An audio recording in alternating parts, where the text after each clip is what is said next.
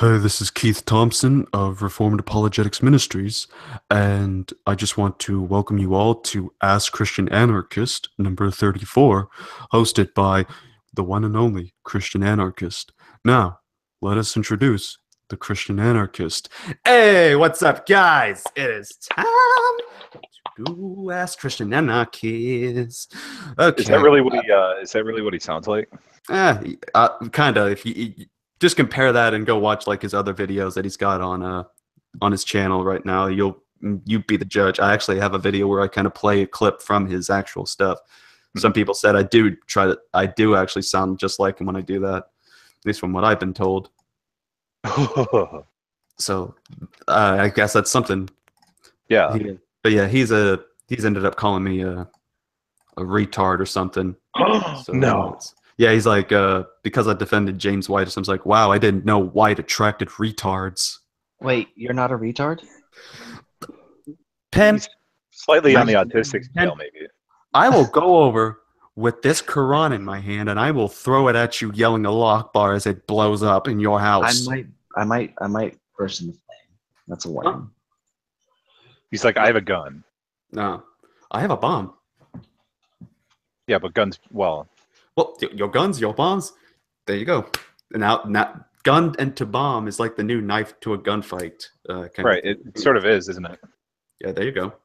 But yes, anyways, welcome to Ask Christian Anarchist. This is where the show you ask questions. I don't ask questions. What am I talking about? And we try to answer. So we only have one person watching at the moment, but hey, come on, share this video, get the word around. You know, we need more people in here.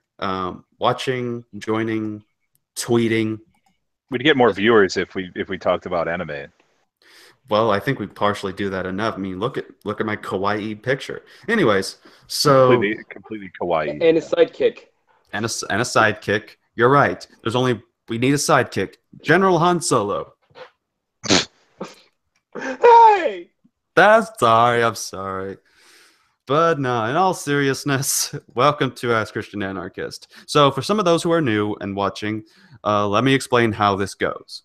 So you have many ways of interacting. You have the live chat that you can see right there on the live stream on YouTube. So simply submit your question in there, and I will do my best to answer.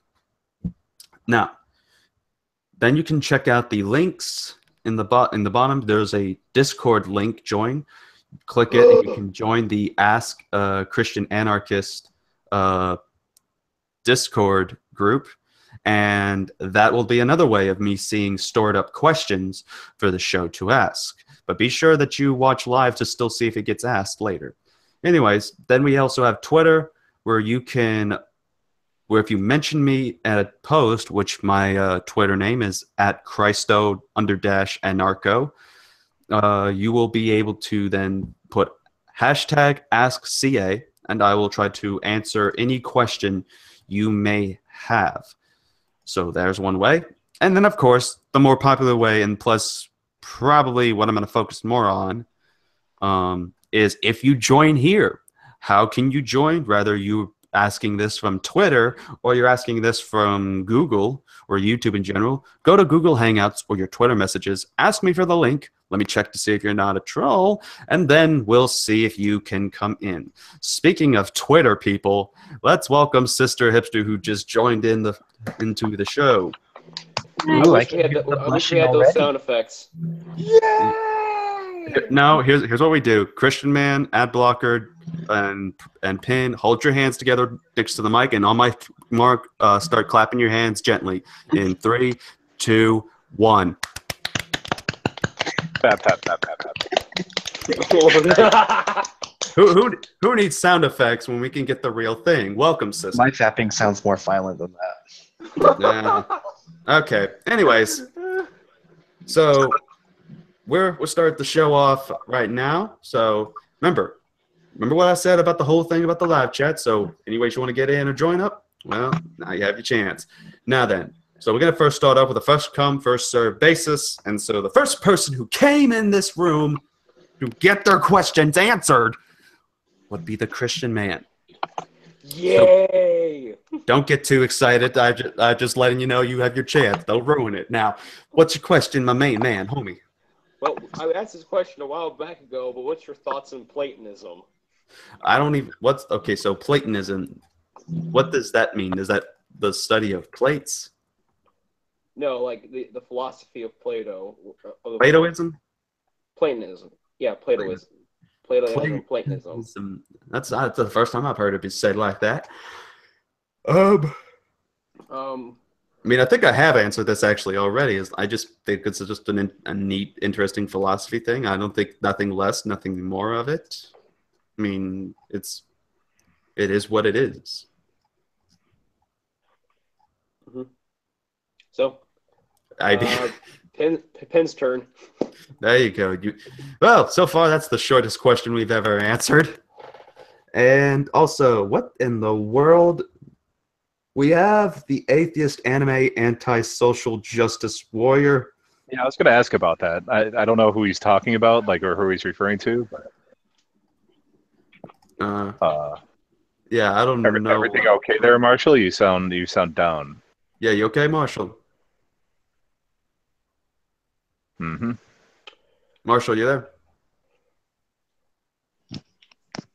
Hello? Hello. Hello? Yeah, I'm good. All right.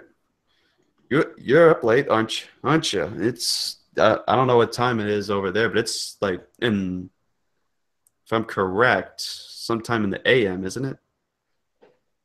Yeah, it's actually 1 a.m. Yeah. Yeah. Dang. Yeah. What you doing up here with us, man? You couldn't sleep? I'm actually lying on my bed.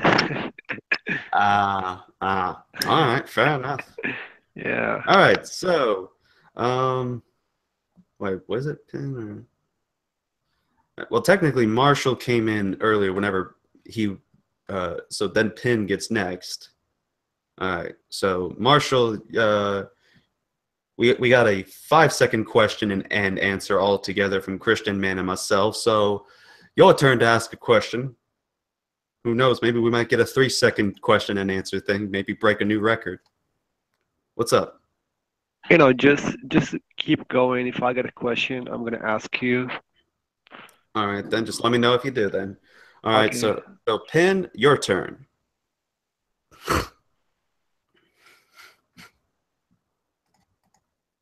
Rest in peace, Penn. Oh, was that me? Yeah, that's. I wasn't paying attention. I was answering on social media because I'm a very important person. He's alive. He's alive. Only partially. I'm dead on the inside. Now, Are you sure you want me next? Because I like to drag things out. Yeah, I know, but if I need to, you know me, I'll cut it off. Okay, my question is, Miranda just referred to me as a sexy squid person. Do you agree? I'm joking. No, I watched an interesting video, I think yesterday, about the evolution of Satan in the Bible. Okay. And he was showing some, and he was using Greek and the Greek words and translations and stuff like that. It was showing that Satan was pretty much non-existent in the Old Testament, and that every use of the word Satan was like a nemesis, somebody who was against something, or an antagonist towards you. I just pretty much on your thoughts on that. There's actually a pretty nice study of this done by Michael Heiser, one of the leading Old Testament scholars, and Semitic scholars in general about the Semitic culture, about this particular thing. And actually, I did a paper on my website as well on the issue of Satan is not the name of the devil. And it was a study of the Old Testament terms in which I go about the Hebraic grammatical construct of the word Satan, which means accuser, and that when you use a definite article like has, which would mean the, you then remove any instances of it being a proper noun. So it would pretty much, if you're trying to say, well, it's referring to a name, Satan, then you're gonna, in the Hebrew, that'd be basically saying, I'm the Pen, I'm the sister, I'm the Han, those kind of things, and that we need to, not hold that kind of accountability in regards to what's being held here. So in other words, if we want to focus the same way we do with the English, then we need to focus the same respect towards the Hebrew. And there are times when it doesn't use the definite article, but still the context around it seems to suggest something else, such as there's actually a time where, and I'm going to see if I can actually pull my paper up to go over some of the things, because there's a moment where David is praying for God to send a Satan or a Satan. But if one of the things we note about in the study is that in Job and Zechariah, the word Satan would usually refer to like a member of the divine council. So it's one of the angels in heaven, and his title is that he is the accuser. So for example, Psalm 109 verse 6, the King James word translates the word as Satan. But so for example, it says, "For my love, they are my adversaries." That's the King James rendering. And then ESV says, "In return for my love, they accuse me." This is the next part that they go in. But let me actually pull up the verse here, 109 Psalms here. Let me pull up my software too, so that way everyone else can see it. Psalms 109, verse 6. Oh yeah, "Set thou a wicked man over him, and let Satan stand at his right hand." So this is the word here that's being referred to as the Satan, and this is in the King James.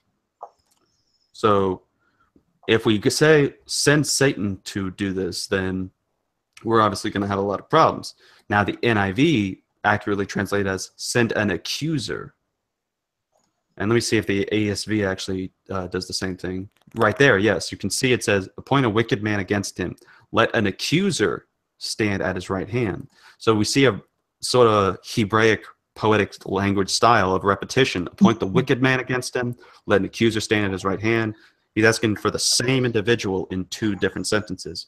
So he's bringing a point on back about send somebody, a messenger that is an accuser there. And actually, what's interesting is John H. Steck, an Old Testament scholar, knows something about this verse, saying, quote, "The psalmist's enemy falsely accused him in order to bring him down. Now let the enemy be confronted by an accuser." And this is this is something that a lot of scholars in the field of academics on the subject are aware about. But here's the thing that I also have an interesting thing about is that that's in Hebrew.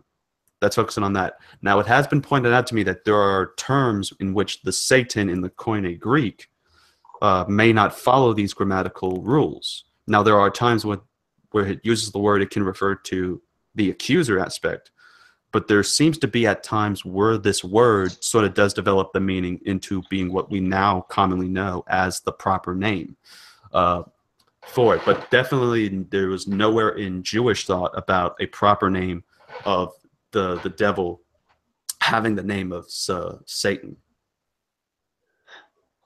Now, that to me makes the story of Job a little more interesting.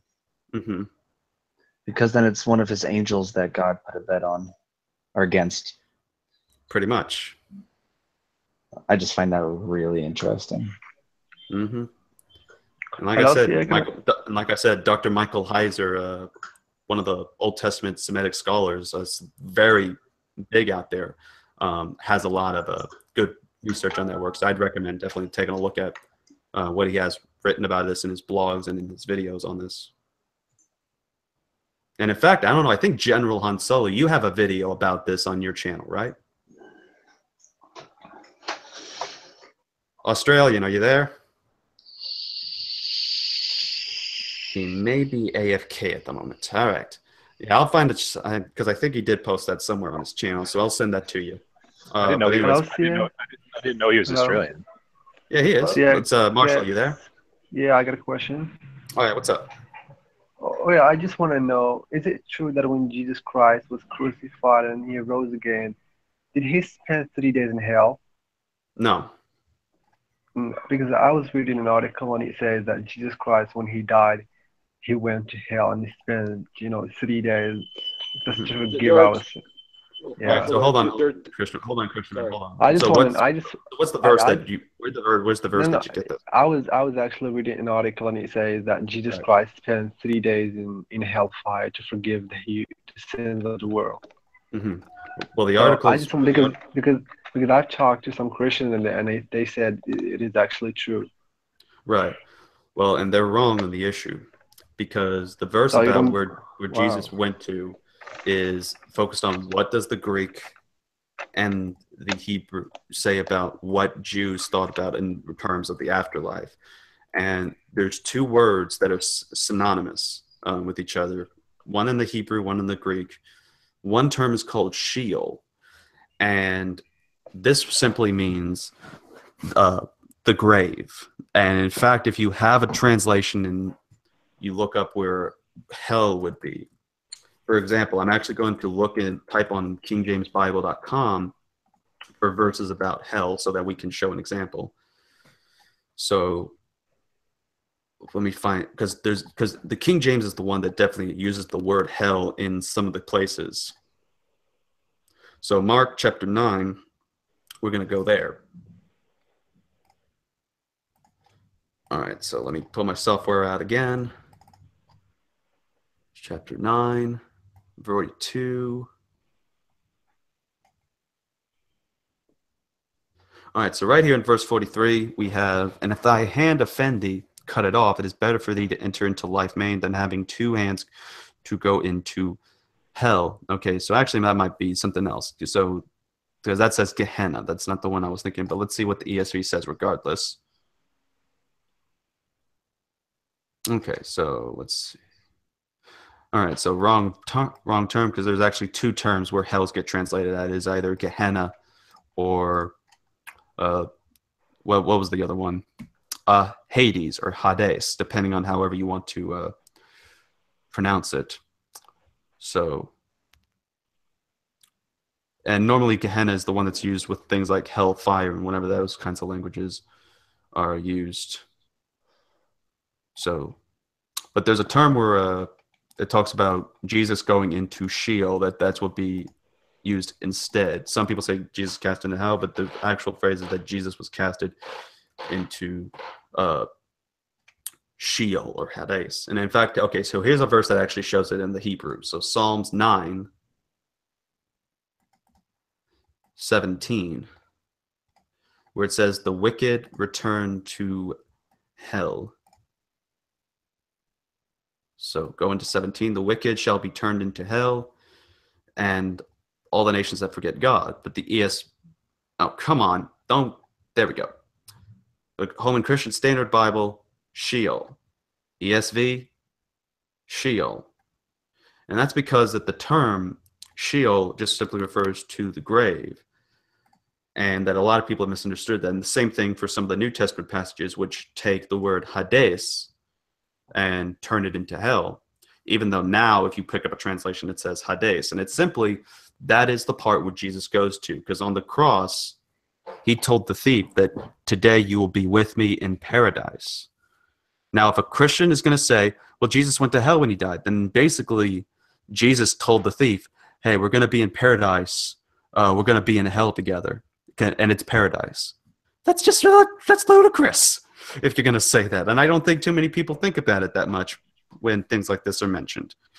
Because paradise... Or I could put a different perspective on that, what you just said. Or maybe Jesus is like, I'll see you later in heaven. Right. That's what some people try to say. Is it possible that it could have adopted that from previous religions as well? No, because the thing is that when Jesus says you will see me in paradise, he's referring to Sheol because back then there were two compartments. There was the part for the righteous which was called Abraham's bosom, and the prophets and the people who were devoted to God would go to, and then you would have the place for the unbelievers, for the unbelievers, for the wicked to go to, and that's what divided them. And in fact, we see this imagery in the parable of the rich man and Lazarus, who Lazarus is able to be seen by the rich man because they're basically the next door neighbors, but they can't cross over to the other side. And that's why the rich man begs Abraham to send someone out and all that, and that Abraham could hear him, because they're like able to talk and communicate with each other at that point. So that's where Jesus went. So actually, so when Jesus Christ died and he rose again, I just want to know, where did he go by then? Where did he go by then? Yeah, because so the Christian that I asked, they say he went to hell and he spent 3 days. Right, and I said, and I'm telling you that he went to Sheol. So he didn't go to hell. Huh? So he didn't go to hell. Well, he He did did not go to hell. technically, but you have to understand, this is not modern day you have a modern day concept of hell being a hellfire. Not Well, the thing is, even then, that, because the thing is that because some of the translations today have hell translated in there, but only when the word Gehenna is used, not where Hades or Sheol is used. And it's Hades, not Gehenna, that Jesus would have gone. Oh, do you believe that you're the Lord, the God of the Bible? He created the world and he had to rest in 6 days. That he what? When he created the world, because according to the Bible, the God had to rest. Yeah. Well, it's used in the sense of to explain the concept of the Sabbath. That's what it says in Genesis 1. Yeah, but why God had to rest? I mean, He that makes didn't sense to you. literally rest. No, he just didn't do anything on the sixth day. On Correct. the seventh day. That's what it actually would really be meaning by rest. So God decided to take 1 day off. Yeah. No, he didn't take a day. No, he off. finished the creation on day 6 and didn't do anything on day 7 because he saw it was good. So could you please tell me what he was doing at that time? What do you mean what he was doing on the creation Because, day? and the day when he decided to rest. Well, here's the thing. He He didn't rest on that day. It simply just didn't create. As far as what he did on that day, that is one of those things that Deuteronomy 29 states, is that this is something that God doesn't give us the information about that. So the Bible says nothing about about what he did afterwards, pretty much, until we get later on than Adam and Eve, when what they do. Marshall, I do have a question. Yeah, okay, hold on. For you, I'm just saying. Wait, hold on, Christian, man, hold on. So okay, you can ask me. You can ask when I finish. But I just want to know, does the Bible say anything about the God when he decided to take? The God decided to what? Take a day off. When God decided to rest or to take one, because in 6 days he decided not to create and stop. Yeah. In 6 days he created, and then on the 7th he didn't create. So I just want to know what God was doing. This is what I want to know. We don't, we don't know. None of us know. We don't know. None of us know. No one knows that from the biblical text. Right. Okay, fine. For all we know, he could have just been up there with the Father and with the Son and the Holy Spirit, having checkers. There you go with the joking. And so far, we're gonna be crucial. Really, would you really still consider that God to be powerful? Yeah. Yes. Oh, come on. I mean, God can create the world in 1 minute if he wants to. True. And some people actually held to that view back then too. So it doesn't really make sense for God to take 7 days to create the world. Well, the thing is, why does it get explained in that way? Why is like Genesis 1 form all this, and then ultimately then we see that this is actually the model for the days of work to ultimately the Shabbat, which was the practice that was ordained by God, which would also be the sign of the Mosaic covenant. Do you know? Do you know what the Quran says about how the God or how Allah created the world? Yeah, I've heard of different It's takes on it. actually They took that exactly one. because according to our theology, it says that Mhm. God says just be and it is. Okay. When God says be, then when just God speaks something, that things create, like says be and it is, be and it is. Yeah. Yeah, but then in some parts of the Quran it says he, like some have the 6 days and then the 8 day creations, um, on respect to the world, like Surah 7, and all these things. He says God created, but then in certain passages it says like he made the seven firmaments in 2 days. Um, what is it? The earth was created in 2 days and such and such. So we have like different. So it took for creating just the earth, it took 2 days in that regard. No, but I'm just saying the Islamic God, Uh-huh. the way that God or Allah creates things is just by saying be and it is. This is how He created Adam. This is how He created the world and everything. Hmm. Right. Yeah. Agreed. But at the same time, the Quran says that it took God 2 days to make the I mean, earth. you must have misquoted or misunderstood the verse. I'm sorry, what? I mean, you might be, it doesn't say. You said it, God. What did you say again? That, Because you quoted the verse and I am really sure you misunderstood what it says. well, there's a passage in the Quran where it's talking about that God create, and some people, of course, have that there's a contradiction between God creating in 6 days in one passage and then 8 days in another.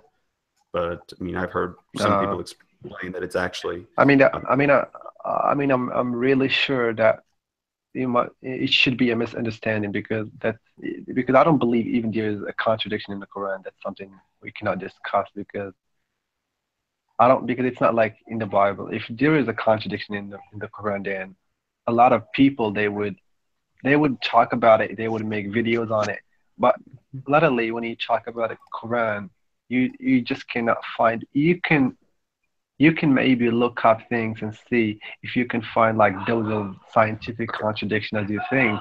But you have to get one thing. When you are reading the Quran, you have to read it in the language in which all it right, was revealed with. all So this right, is so how let we me. preserve the Okay, meaning. so let me ask you this then, because you want me to pull up a verse. Here's one in Surah 41, ayah 9 through 12. And I'm using the updated Clear Quran translation by Mustafa Al-Khattab. Um, Ask them, O Prophet, how can you disbelieve in the one who created the earth in 2 days? How can you set up equals with him? That is the Lord of all worlds. He placed on earth firm mountains standing high, showered his blessings upon it, and ordained all of its means of sustenance, completing 4 days exactly for all who ask. Then he turned towards the heaven when it was still like smoke, saying to it and to the earth, submit willingly or unwillingly. They both responded, we submit willingly. So he formed the heaven into 7 heavens in 2 days, assigning to each its mandate. And we adorned the lowest heaven with stars like lamps for beauty and for protection. That is design of the Almighty, All-Knowing. So in that part, in this verse, if you add the days up, that's basically saying that it took 2 days to make the heavens. There were 7 heavens, 2 days to make the earth, and then for the mountains and such, this took 4 days exactly.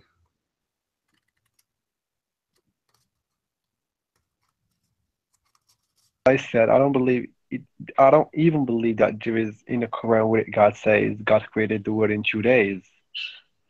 Well, I mean, it's right there in I mean, what I was Surah trying to say to you 41 ayah. when you hold on when you are translating a verse from the Quran which was revealed in Arabic to a different language, then it's more likely for the meaning to be misunderstood by the people. So this is why people, if they want to read the Quran, they should, and if they want to get the meaning of those verses, they must read it in Arabic because that's the language Okay. it was revealed with. Okay, so you're saying that there's anywhere possible in that surah for it to mean in the Arabic. for it to mean. Exactly. I'm sure, maybe, I'm sure if you read Arabic, then you're not gonna find the same as in English. All right, so I want you to here. So here we go. I'm going to pull it up already for you in the Arabic so that you can translate it for us. So, Sure. and I'm actually looking here in the transliteration because it says 2 periods is the word that it gives in this one. So that it literally translates to 2 periods, but the scholars pointed to 2 days. So even then, 2 periods must indicate that there's some kind of time lapse involved.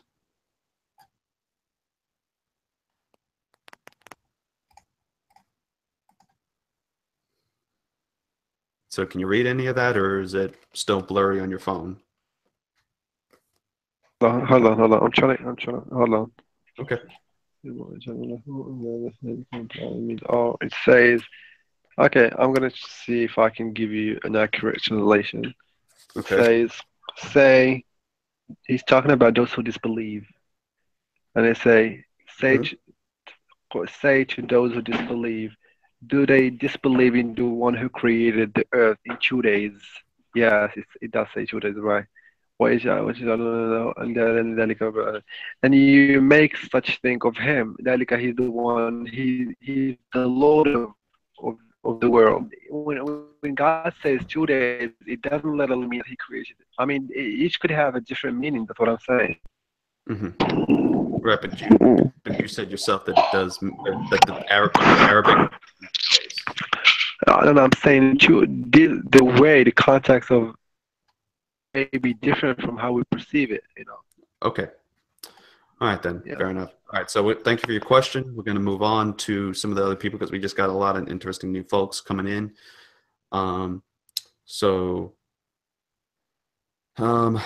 And I've lost track of some of the people that came in. So just for courtesy's sake, we're going to start. There's ad blocker. Oh, ad blocker. I was and just then Hannah. Okay. And then General, and then Sister. Okay. Even now, I think you're wrong on that, but okay. Ad blocker. Yeah, man. You got a question? Sure, man. All right. What's up? I think last time we were talking a bit about evolution and the implications thereof. Okay. And you seem to believe that the theory of evolution somehow implies something having to do with a divine creation. Is that fair? Yeah, I mean that's what I pretty much think about it. Well, what do you think of the? Go ahead. No, I thought you were done. So. Oh, well, the implications of some of the obvious implications of the theory of evolution is that it creates a natural explanation for the origins of life. Mm-hmm. How exactly do you reconcile that within your worldview? That it accounts for what? Since the theory of evolution provides a naturalistic explanation for the origins of life, or the how it well, it doesn't do that, does it? It actually explains how life evolved on the planet without any need for a god deity. How do you reconcile that within your worldview? Well, the thing is that that's the one thing that I actually found interesting in my conversation I once had with inspiring philosophy on the matter, was that there's not just one theory of evolution. There's actually theories, plural, of evolution. And there was one that he mentioned that a scientist by the name of Simon Conway Morris in England had been doing some research into. He's a paleontologist. He's known for his research into the Burgess shale fossils, the Cambrian explosion, and all that stuff. And I'm trying to remember what the exact name of the this evolution concept that he had in mind was, and it was like but besides the name, the concept was basically like that. It seems to have more of a sort of pattern thing, and my phone's going off for pills because I got to take my medicine soon. Okay. So anyways, what was it? Great, and Hannah's got to be leaving soon. Great. All right. Well, talk to you later. And I was really getting glad to hear from her. All right. So, anyways, where was I? Oh, yes. So the Simon Conway Morris basically brings out that there's a connection and a parallel between some of the things that we contain with some of our, as what would say, be ancestors or relatives or something. So, for example, like the octopus and the human eye. He puts this as one of the analogies where they have sort of this develop the same kind of what be like a camera eye kind of lens to it. And he think that there's like a connection that can correlate to this. That this isn't just simply, as Stephen Jay Gould would note, is like if you were to take evolution back and start at the beginning, you'd get different results. Dr. Morris is basically saying that's not the case. There's actually a reason why some of these things are happening, and we can find some patterns in that kind of way. And that would sort of, at least in his view, saying in a theistic point of view, having some kind of purpose and meaning to why these changes are starting to burn back up. But that's, of course, if he applies his beliefs into it. But other than that, he's just simply pointing out the theory in regards to all these different patterns of evolution and the results thereof mean something. What exactly do they mean? Well, that's the thing. Like I said, I haven't done too much research on the thing. All I know is that only briefly Morris explaining it in a movie that I saw him in called Test of Faith, where he briefly goes into the matter. I think I've heard of this before. I'm not so sure I've heard of Morris before, but I've heard of the argument for, you know, eyes being perfect or eyes having some sort of overall meaning. I guess I don't know much. By the way, I just looked it up. It's called convergence evolution. That's what he called it. All right, but I know that there's also some explanations we know how many times the eye evolved on its own, like in different species. That's something that we do know, that as far as science, like with scientific findings. And you know, I'm not exactly sure how any of this explains or how any of this implies a creator deity. And that's why I would just say to look up what people like Simon Conway Morris has to say on this, because he's more of an expert on this than I am. I can't argue the science on the issue. General is able to do that kind of thing, but as well as Simon Conway Morris, I'm just arguing on the theological level as a layman. And is it really a theory or is it a hypothesis? Is what? Is it really a theory or is it a hypothesis? Well, so far, I mean, even I'm starting to look into when I tried looking up the word before convergence of, in fact, I'll look it up right now, because some people actually put it into that it is a theory. Well,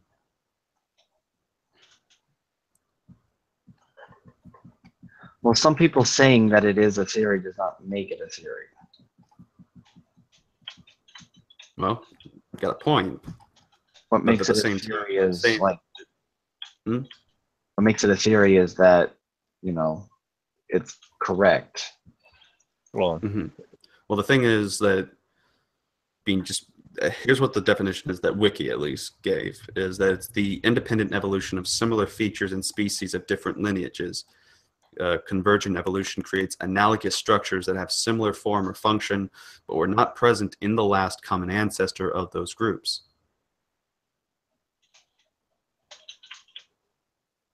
So is this a theory within the theory of evolution?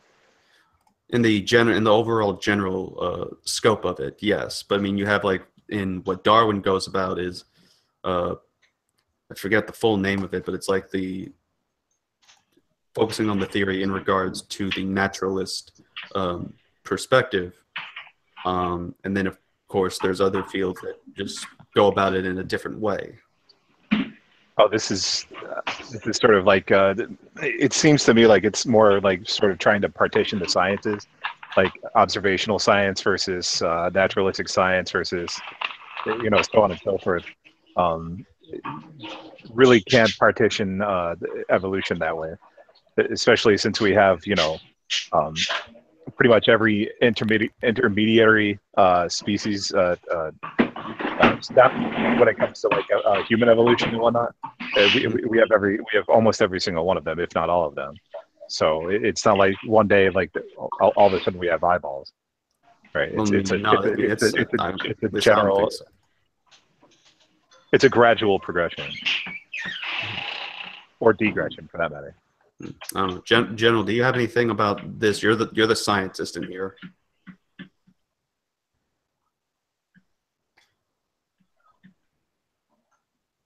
We can't hear you if you're talking. So maybe your mic's not working. Rest in peace, Han Solo. Okay. Oh, there he is. No. There we go. Oh, good. Yes. Yeah. Just be very brief. Francisco Ayala, evolutionary biologist, whom and he gave a very low conservative estimate that from comes to humans, what we see in the natural history of Earth via evolution is 10 to the minus 1 million. And when you expand it out to 3 astrophysicists who then took that value and applied it to the history of the universe, now you're talking 10 to the negative 24 million. Sorry, what is what is 10 to the negative whatever? 10 to the minus 1 million is the probability that you and I arose from. Oh, I see. But when you take into a larger context of, say, the universe at large and the way the universe had to basically expand and evolve, the probability is now 10 to the minus 24 million. It's not just the bouncing around of molecules and so on. It's also the interesting nature of the extinction events, the 10 extinction events that have taken place in Earth's history. Mm-hmm. So if you want to say that there's coincidences involved in natural history for you and I to then this universe, well, that's a pretty huge, bold faith claim, in my opinion. Well, it's not a faith claim. I mean, we have evidence to back up our these ideas. And low probability doesn't mean it's not true either. Right. Pretty low, and it's not so. And I'm not basing it on just the probabilities. I'm just showcasing that these are pretty low probabilities. But ultimately, yes, at the end of the day, it is kind of a smokescreen to say that we can understand it naturally and scientifically. That is true. But to organize a certain fashion is relatively simple once you have life going. Now, but when you look at astrobiology and the origin of life debates that's going on, they're literally at a brick wall now, because now they're proposing aliens, that form of panspermia. Well, they've been proposing that for a while, but yeah, as well. Yeah. So really, the key issue is it if you're going to talk about panspermia, I would basically, as a Christian, I would say panspermia, not ET or anything like that.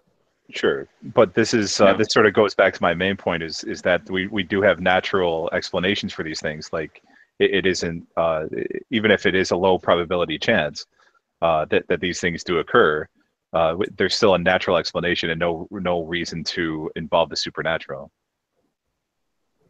Well, here's where we can make a prediction on that.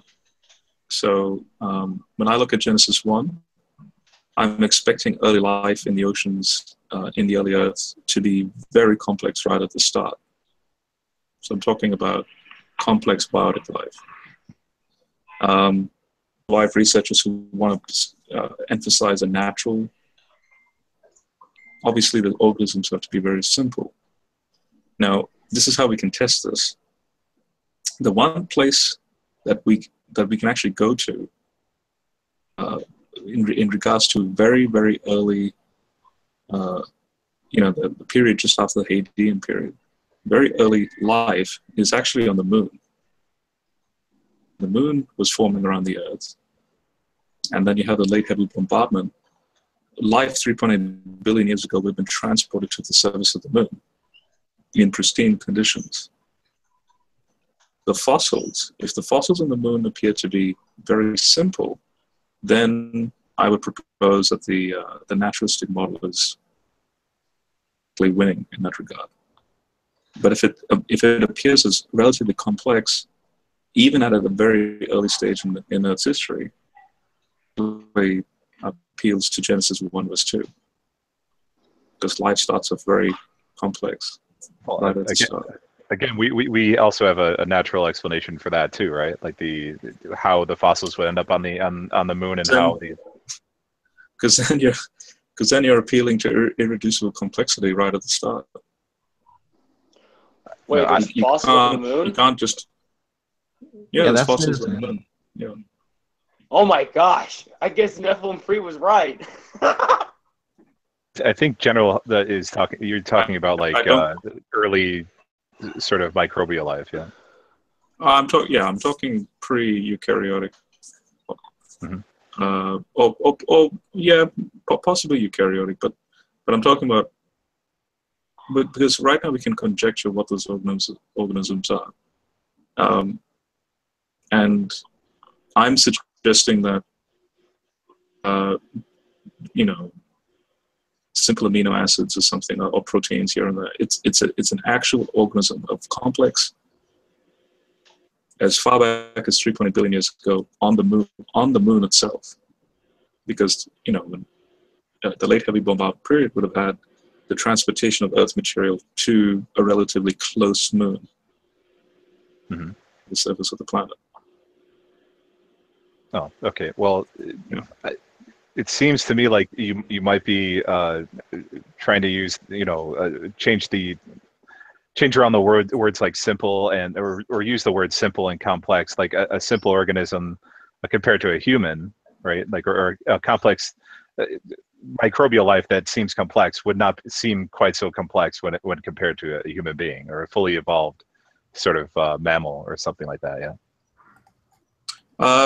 No, I'm talking about, okay, so for example, that's like, say, 900 nanometers across. So you're speaking about rooms for the ribosome and so on. Astrobiologists will propose, okay, for the very early, so even before the prokaryotes come on the scene, simple biotic life, you need the chemistry to work in a certain fashion for them that life to start, and then you get an evolution into multicellular life. Proposing, it's a prediction, I'm predicting it from Genesis 1, that you start off with complex life at the cellular level. I suppose I don't understand, like what in Genesis 1 makes you want to make that prediction? Because Genesis 1 verse 2 has God hovering over the waters. It means to incubate life, and that life is apparently sophisticated enough. So cyanobacteria is sophisticated enough to transform the atmosphere. Earth, life before cyanobacteria, are too simple to do that sort of thing. So therefore, I'm proposing that, so to speak, biotic life right at the start. God supernaturally creates already a complex set of life forms that are in the atmosphere. They're really not that complex. I mean, they're self-replicating, right? No, I'm talking about. So, did it arise naturally? Or did it actually have a divine spark right at the start? That's what I'm proposing. Yeah. All right, so I hate to cut this up, but we gotta get going with the questions and continue onwards. But was there anything more to that statement that you wanted to add on to? Well, no. If you want to move on, like I'm not so sure I understand, but this is something we could talk about later, I guess. Yeah, we always something got time. general, something general, and I can talk about. I guess. Right. We got time in the. Yeah, I'll give you some videos. I'll do that.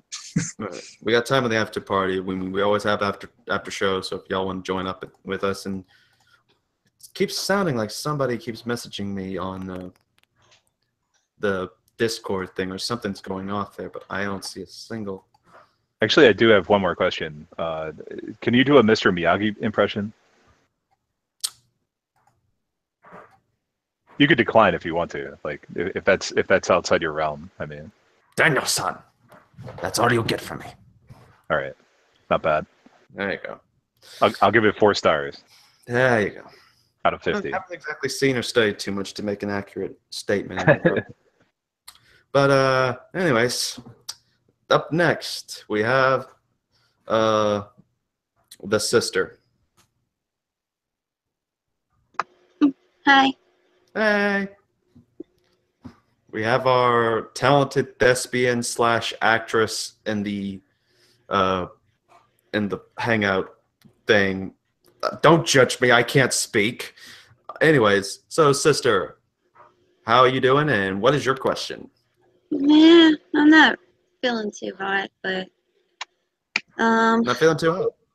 well, I'm feeling a little down right now, but I'm sorry to hear about that. Hopefully we can help with that. yeah. I really don't have much of a question right now. I'm kind of going through some stuff and really contemplating about some stuff. So, somebody else can have the floor. Well, if I may ask, and you can say no or not. I mean, is there anything you can tell us about what's going on? I mean, I'm more than years, or is this something you feel like you can't talk about? Well, probably not on air. I don't want to. Okay, then yeah. If you want to talk about it like in private message or on off-air after party, then you're more than welcome to do that. Yeah. I don't want to press you on anything. What do you do when you're down, Christian Anarchist? Like, what do you do to cheer yourself up? Pretty much just like grab my iPad or my iPhone, Mhm. or get on my computer and just start blasting out my favorite music in Nightcore version, or I'll just go to my smart TV and watch some Netflix anime. Right now, I'm currently watching Magi. It's the 2nd season. Oh, cool. Yeah. So Yeah, I'll always listen to music. That always cheers me up, and I tend to eat some ice cream as well. there you go. Cheer me up. There I you don't have ice cream, so way to rub it in my face. go. Well, you live near a 7-Eleven, don't you? I live near a gas station, but it ain't a 7-Eleven. Oh, well, they might have some ice cream. You never know. Mm-hmm. Be better if they sell Bodan. So what? If they sell Bodan. Booty. Booty? Booty? Bodan. Go for some booty. Booty? Bodan. Booty. I should go for some booty. I need to It's Bodan, not booty. What is booty. booty? Got it. This proves you people are not from the South. Oh yeah, Booty, baby. I need I'm some- a Yankee, man. I'm in Western New York. There you go. Yeah, it's apparently a Louisiana, and at least it's popular there, but they serve it elsewhere.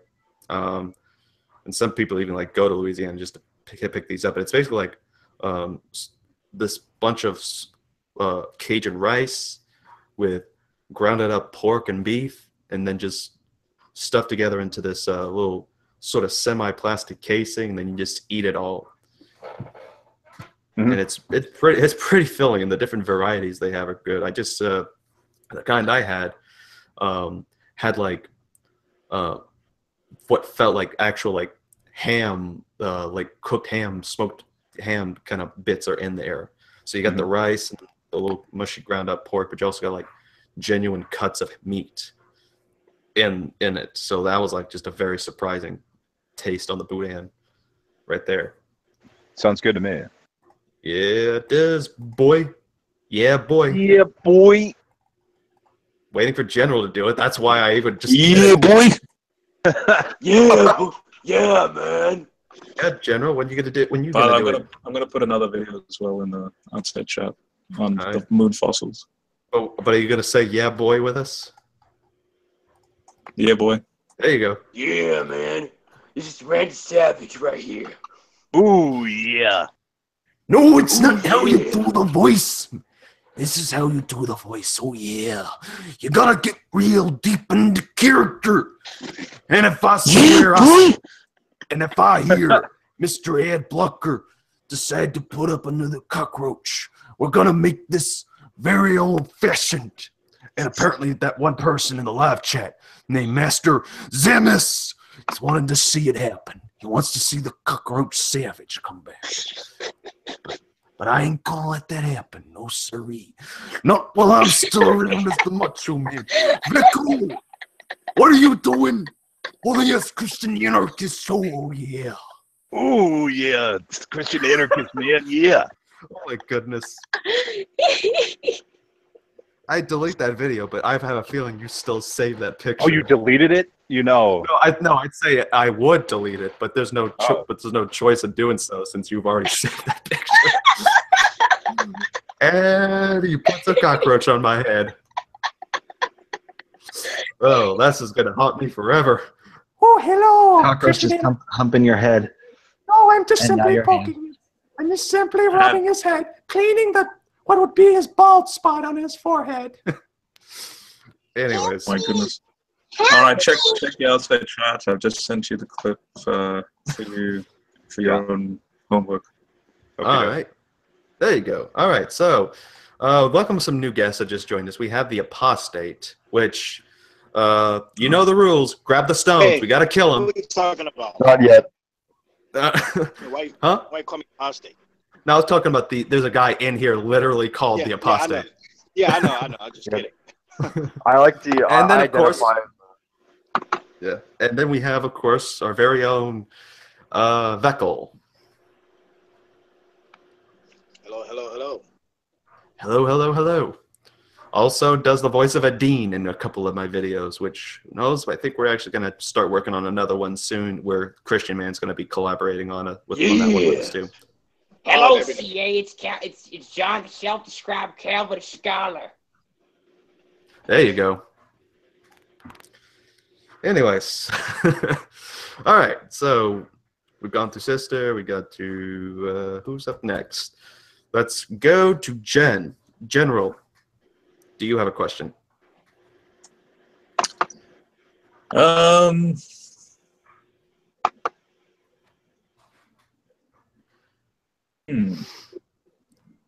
want to just come back on that one?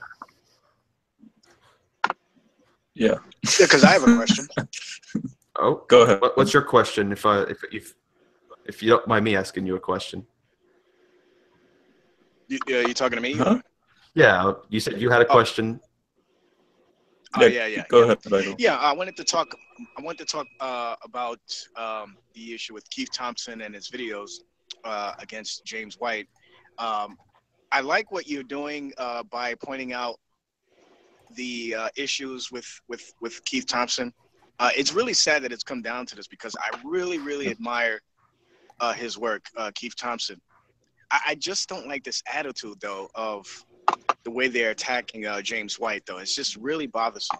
Well, the reason why you have a problem with this is probably because you're a compromising liberal at this point. If I have to clarify,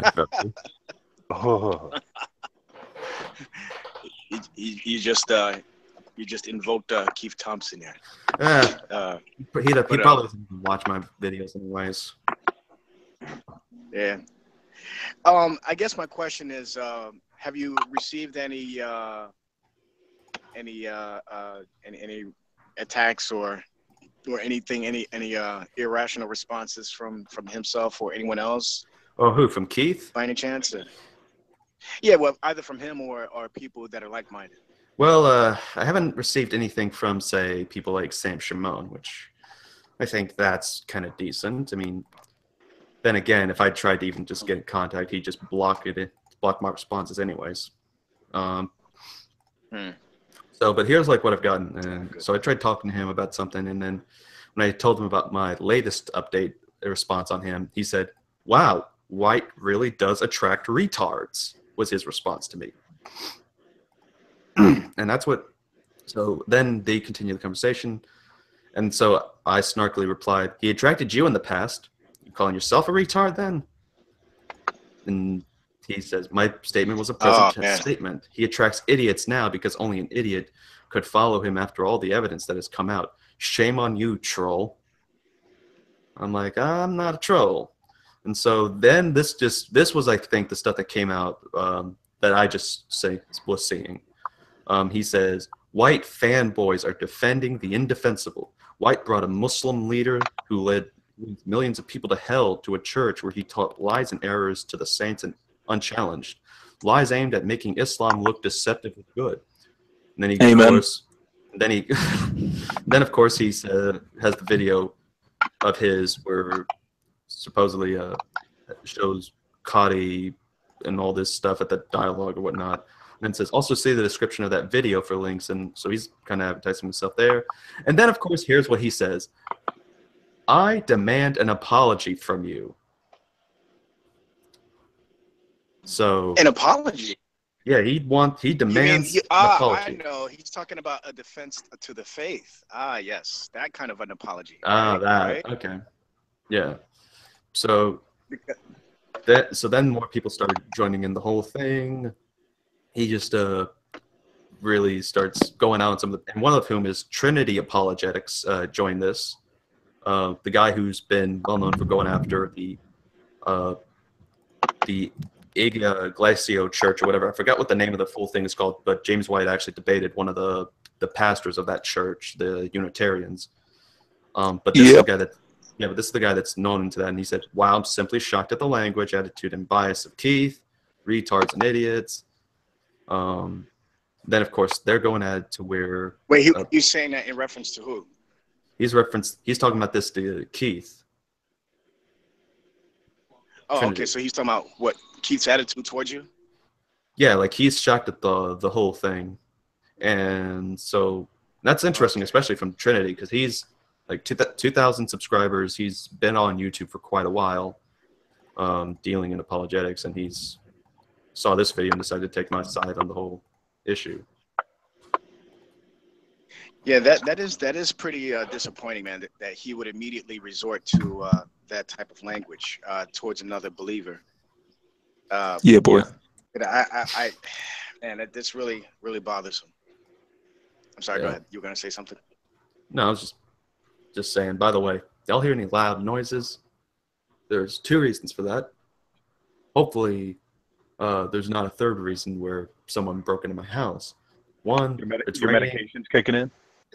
One, it's raining right now, and the house kind of has some walls to it that aren't really that much thick for covering all that stuff. And I'm doing my laundry, so sometimes my pants button is banging up against the dryer right now. We don't hear anything, so that's good. Well, that's good, yeah, because I'm paranoid right now. I'm hearing things. So Just like earlier today, I was a bit kind of paranoid a little bit because I was starting to hear stuff. But anyway. there you go. Let's talk about our problems. So yeah, by the way, there's 11 people watching this. If y'all have a question, I mean, seriously, there's a reason we have the whole social thing working. Submit your questions. Well, I have a question. What's your question? So what did you actually, like, truthfully think about the Robert Spencer and James White debate? Would you admit that Robert Spencer did indeed, basically that James White was being a little bit too shallow or too dishonest? Oh, okay, not the word too. Slightly dishonest in regards to. It appeared like he was defending Yasakadi and Islam. No, and so not really, because the note that sometimes it sounds like he doesn't doesn't even have the understanding about what some of the things are mentioned about, say, such as the caliphate and such. But the other thing too is that, remember, the thesis is to try to, one has to be for or against the thesis, and in this case, both had the same exact answer to the thesis. Is true Islam truly violent? James White said no. Is true Islam truly violent? Robert Spencer said no. Both said no. And I this is why To the question. Yes, to the thesis question, because I was listening, and this was the same thing I pointed out in my second video response to Keith Thompson, is that in an article that Spencer wrote, he said, I don't think Islam, traditional Islam, is all inherently violent, but that there are, or terroristic, but that there are certain themes that can most certainly be grabbed out of the text, and has been done so from a majority of the mainstream. Didn't Robert Spencer in his opening?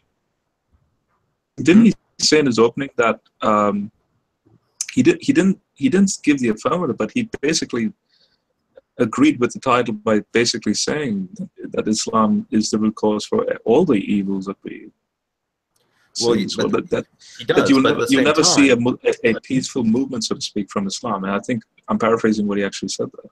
Well, I don't think he said that there's never been a peaceful movement, but because he makes the distinction between mainstream, that's the term that he uses.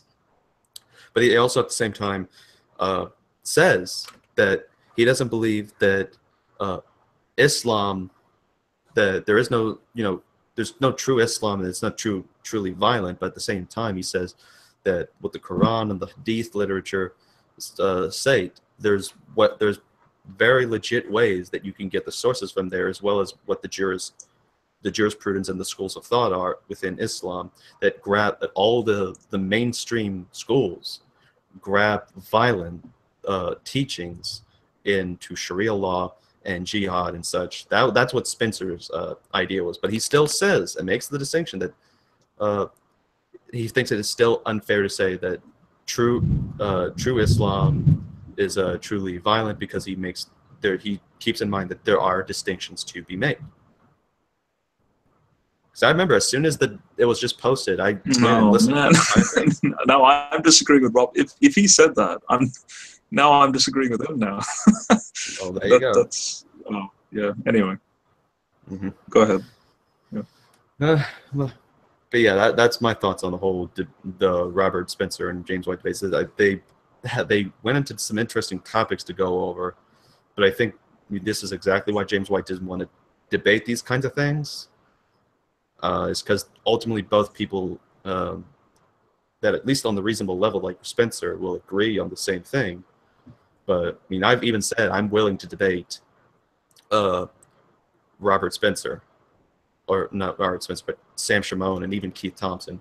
Thompson, of course, disagrees with the whole thing, because in my comments to him in the video, he replied, I told him about the whole thing, and he's like, no one's ever said that Islam is only violent and that there's only one monolithic version of Islam.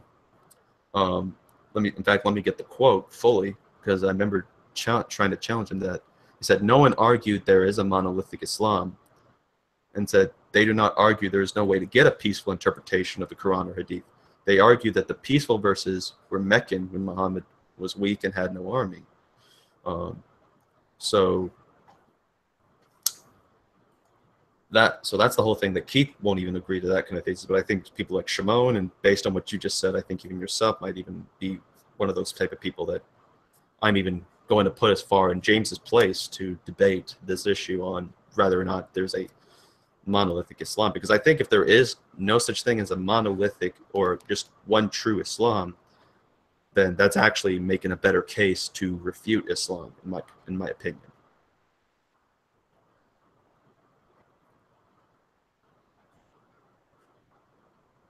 Sorry, I was also typing to add while listening. No, so that's what there were accurate predictions. I'm sorry, but anyway, yeah, I think, and Christian, like later on, like you don't have to do it immediately. You can actually timestamp for me areas in the debate that Robert Spencer would. What you just told me that Robert Spencer said that. Yeah, sure thing. Listen to that. Yeah, I'll take a look. I'll take a look back at it. Thank you for your question there.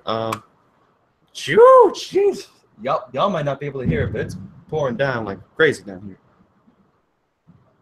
We're dealing with at least the Bible Belt South is dealing with some of a tropical depression, Cindy, at the moment. So that's terrible. Anyways, so we're going to be going on to Thaddeus. I don't have a question.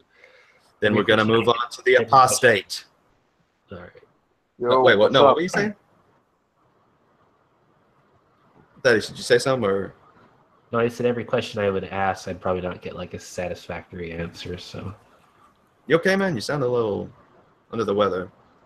Yeah. Which is ironic from my perspective right now. Okay, just move on to what's his face. Okay. Statue Man. Statue Man, aka the apostate. You could try eating some ice cream. Ad blocker, I will slap you if I have to.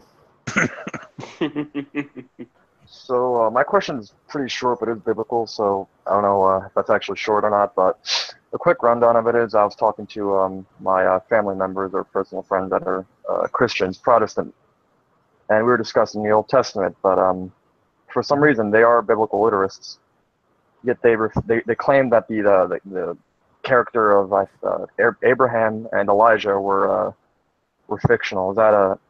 Is that true? Or not? No, I want to say it's true, but is that a widely accepted way of thought among Protestant Christians, more specifically biblical literists? That Abraham and who were fictional? I think Elijah were not actually. They weren't actual like people, but more or less like allegories or characters in literature. I don't think that's like a. I don't see how one can make that conclusion. I mean, that's way too down in the middle. We already have like dates and such about those. We're having the archaeology on that kind of stuff. We already have the genealogies as well, and the Gospels as well. I don't know about the Gospel. Did the Gospels mention Elijah? Yeah. Okay, No. They mentioned Abraham very clearly, though. Right, but what about Elijah? They did say the prophet Elijah in a couple. I think Jesus did mention the prophet Elijah and quoted Elijah a couple times, but not in the genealogy though. Oh, okay. You're right. You're right, Beckel. Not a genealogy, though.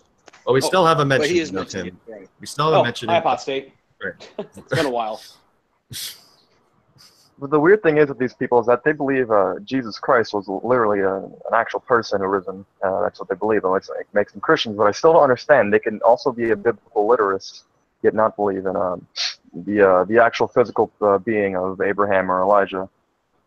Yeah, and that's what confuses me is why specifically just those? I think when like they were looking into like what should we call it? Like archetypes and allegories, and decided to like pick out the Old Testament and see what fits what, and I guess they picked up Elijah, which makes sense from a secular point of view that they might be characters or virtues or allegories. Wait, Huh? can I ask you a question, apostate? Yeah. Are you sure you're not mixing up what they said? For example, are you sure you're not mixing up typology or archetypes with metaphor? Because Christians do often assert that Abraham or Elijah or Moses was a type of Jesus due to the actions that they performed. So are you sure you're not misunderstanding what they were saying when they said, I don't know. I mean, I wasn't there. I'm assuming he means that they're saying that they were like allegories of something. Yeah, essentially they said they were only allegories, but Christ and God the Father are the real ones. But, Yeah, so they I said think allegories, not art. I'm sorry. I think in Hebrews No, they I do was go just into asking. Oh my goodness, we're gonna. No, you go ahead. Go ahead. Sorry. Go ahead, sister. You're speaking first. I think in Hebrews they do say things like, by faith Moses did this and that and that, and then by faith Abraham this and this and this, and I think Elijah. I'm not sure about Elijah, but I think in Hebrews, whoever wrote the book, I go Peter, not Paul. Excuse me. Paul. Makes the statement of using an allegory for the Jews. Mm-hmm. So I'm not sure that maybe that's what they meant. Could it be a misinterpretation on their side then? Well, I of the Old think Testament? personally, I think so because I mean, I think to me it'd be to me it's more reasonable to say possibly for Adam and Eve because then you have the male and the female kind of archetypal thing, and it's understandable for that. I mean, John Walton did a good research bit on this, but I don't think we can then make the same kind of statement about people like Abraham and Elijah, because especially why Elijah of all people. That's the weird part. They believe in Adam and Eve. They literally believe that they're people, like two individuals, which I don't like. They can do that, but they can't apply the same for Abraham. Yeah. I don't know. I just find that one to be a bit interesting. That's to be a first for me to hear someone say that about Elijah. Well, that's really my only question regarding the topic of the Bible. So it's a weird one, but yeah. Mm-hmm. Well, that's certainly interesting. It gave me something to think about. What's the question?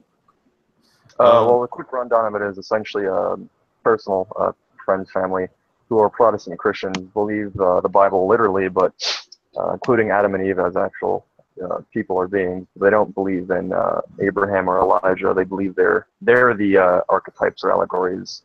Yet Jesus, God the Father, and they're the literal ones, which I don't understand at all. But so misinterpretation is a good answer. Yeah. Good. I think These are some the people I'd question like is to convoluted. I think that these are the people that I'd like to meet. It's just this kind of certainly different than the Mormons I talk to. No, I think they're just trying to get into some kind of like psychology and applying it to the Old Testament, but not doing it like all the way through, just doing it like some parts so it fits their worldview. I don't really understand. Misinterpretation, not. Mm-hmm. All right. Well, thank you for that. Wait. Vekalar did ask his question. So onward to the Penguin Nate. Actually, before we get to Nate, let's check to see if the live chat we got anybody. And nobody. So people, there is 13 people watching. If you're watching and you want a question answered, submit it in the live chat and we will get to it. Well, what about Jack Russell's question? We're not answering that. What was his question? He said, "Is wrong to beat my meat?" Yeah, that's his question. It is never wrong to beat your meat. Of course, comes that from Penn on an issue about this. So it's actually healthy for you. Right. I'm aware. Now we're gonna move on to Nate. What do you think of the theory that Job could be a Jewish play? Following off what he asked. Was it what? What do you think of the theory that Job could be a Jewish play? I've heard about this kind of thing. I haven't heard of a Jewish play, but I've heard of it being like a story that's handed down orally. What was the question? But what do I think about if the idea of Job being a Jewish play, like because that's one of the theories that's out there apparently. Oh, really? I never heard of that before. Well, the thing I've heard is that because they say it's the oldest story that it even predates Genesis, is that at least orally in the oral transmission of this, that was the first story to ever come about that we find out of all the books in the Old Testament Tanakh is Job. And it's interesting too because Job's not a Jew, he's not an Israelite, he's not a Hebrew, and neither are the people that meet him. So I think it's possible that it could be something like a play, but what I'm more in line is that it's just simply an inspired story to relay a message about God. I think that's simply what I think Job to be. I don't see anything about play elements, but then again, I haven't studied too much into the Hebrew culture to know like what qualifies in Hebraic literature as or Hebraic language as play. Inspired by something. What do you think about the new healthcare bill? It was what? What do you think about the new healthcare bill? I haven't read it, so I can't make a comment on it. Yeah.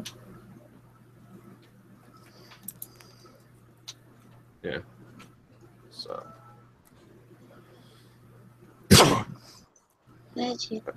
No, thank you. By the way, sister, no to your question. Will you answer my question? I told you no. Okay. Let's see here. The Undead Christian in the live chat asks, "Hey, CA, what is your opinion of what happens after a Christian dies? Does he or she sleep until resurrected? Or is he or she with God in heaven and await coming back to earth?"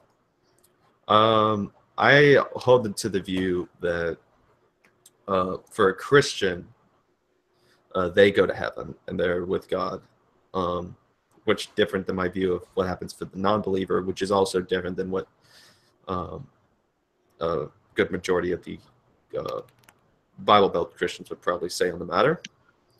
And that is that they just simply rest in Sheol until then.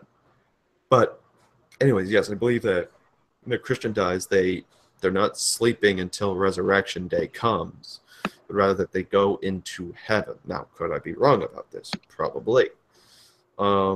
Because we do see in cases that this, I mean, I don't see any reason why people wouldn't stop going to Sheol, where paradise is, and that when Christ returns, then the resurrection of the dead in the grave, which would be in Sheol, would be something that starts up. And I think that would also make a good analogy with how the sorting goes about with that's used in the parables that is mentioned. So I think both concepts are interesting if we're referring to sleep in the sense of like we're going to Sheol and all that stuff. But right now I lean more into that Christians, when they die, they go straight to heaven. Anyways, so thank you for that one. That was actually wishful thinking. What? What's wishful thinking? Oh, you know, the whole heaven thing. It's cute. Well, you may say that, but I find your atheism to be cute too. So, well, your lack of belief. Christian, man, I already said it You first. don't go nowhere. What you talking about, son? Okay, with the southern accent, that was actually a little funny. Kawaii. Kawaii. Thanks. I think your heaven is kawaii. What do you think about that? Are you talking to me? Oh, no. I do actually have an interesting question. Wait, hold on. Who are you talking to about kawaii? You, jabroni. Well, then I have to disagree with you. I don't think I'm cute at all. I'm not kawaii. No, I said heaven was kawaii. Well, heaven is kawaii. Wait. We have cherubs. Your belief We do. in heaven is kawaii. There you go. All right, whatever floats your boat, jabroni. Anyways, Christian, man, what would you trying to get? My throat. Yeah. You know, in Mark's gospel, where Jesus says that some of you will see the kingdom of heaven before you die, and Abraham and Elijah were there in the with some of Jesus' followers. Mm-hmm. Yeah.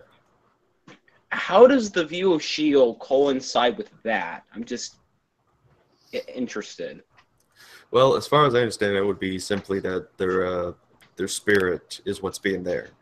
That people like the prophets, they're allowed to go by, at least of course, by God's will and decree, to go there at that moment to demonstrate something. So in this case, he's there, and Jesus is able to then be with these prophets. Mm-hmm. Which, wait, what was their names again? It was Abraham and Elijah, I believe. That might be some kind of connection or something. You might want to ask your those folks of yours apostate about that one. Yeah. Because there's the names, Abraham and Elijah. There may be a connection to that theory. But yeah, I mean, I think that, you know, that's just their spirits and they're able to be there because of God's decree and his will, that he grants them that moment to be there. Just like the devil, if he's going to do something, can't do it without God's decree, letting things out. Mm-hmm. But anyways. So is that all, or you got anything else you want to add on to that one? I'll think of something. Just continue on with the questions.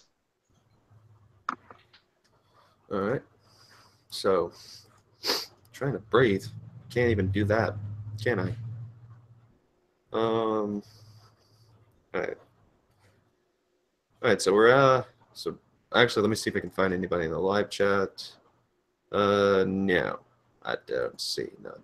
Well, the good thing about Jack Russell is that he reminded me that I have to watch Escape from New York. I told you I'm at an 80s kick. Remember? There you go. Yeah. Yeah. There you go. Rucka. All right. Anyways. Let's see here. Let's go to Mr. Penn. I've got nothing at the moment. I'm just waiting to comment on something else. All right. Then That's a nice avatar, by the way. I like that. I know it's sexy. Isn't that from that one movie? It's not, That, no, it's not sexy. I'm gonna have to disagree with you there, Adblock. It is so sexy. No. It's almost as sexy as I am. You're both wrong. You're both wrong. Sexy. I didn't say it was sexy. I don't care. You're both wrong. We all know there's one thing that's sexy, and that's me. You gotta get that right. Hey, watch it now. Watch it. This guy right here. Someone's a bit of a narcissist. Yeah. Well, that's why I'm Oh, flirting with Christian Anarchist this whole time. Yeah. I mean. Wait, you and Christian Anarchist have been in a relationship? Oh, yeah. Oh my God, yowie! Yeah, boy. Why do you think General's in these rooms so much? And here comes the controversy at that point. A lot of people see that's like, oh, it's confirmed. Christian Anarchist is homosexual because General said something. I don't know. You're into bridges. This is why we need context at this point, General. They just blurt things out like that. People are gonna get the wrong idea. Oh yeah. He just likes to keep saying that because General Han Solo has what Penn said earlier, wishful thinking. I know, General. He's kind of good at that kind of stuff. He can balance multiple relationships at once. I'm just secretly smiling. Yeah. So that's the case because I'm unaware of this relationship. What next thing you got to tell me? You're in one with Beckel? The rest of us aren't. Anyway. There you go. That's good. Anyways. Hasn't been able to add Pin to his collection yet. Mm-hmm. Hasn't been able to add him. Probably for a good purpose. They're not compatible because they're not because one's a believer, the other isn't. Hey, I'm not a believer in a traditional sense. Compatible. Yeah, exactly. Miranda's a believer. There's who? Miranda. Branda? My fiance that I talk about constantly. Anyway. Right, I was talking about you though. Oh wait, never mind. Now I got what you're doing there. Yep. Okay, I take that back then. All right. Anyways. Huh? Plus, me and General were pretty tight. There you go. Okay. Oh my gosh. This just went out of control, people. It's just straight up out of nowhere. Worse. We can make it worse. Oh yeah. Oh no! No! Oh no! I've seen it get worse. Yeah, this isn't the first radio. It's awesome. Right, so let's see here. Master Xanimus says, I don't think the Bible is in the New Testament inherently said that unclean foods from the Old Testament were okay to eat. But in my opinion, I don't think it matters. What do you think? Because I'm trying to Chicken. I don't think the Bible in the New Testament But I don't think the New Testament inherently says that unclean foods from the Old Testament are okay to eat. But in my opinion, I don't think it matters. What do you think? Okay, so let's go down a trail here. So It shouldn't matter. yeah, It's stupid. Just eat chicken.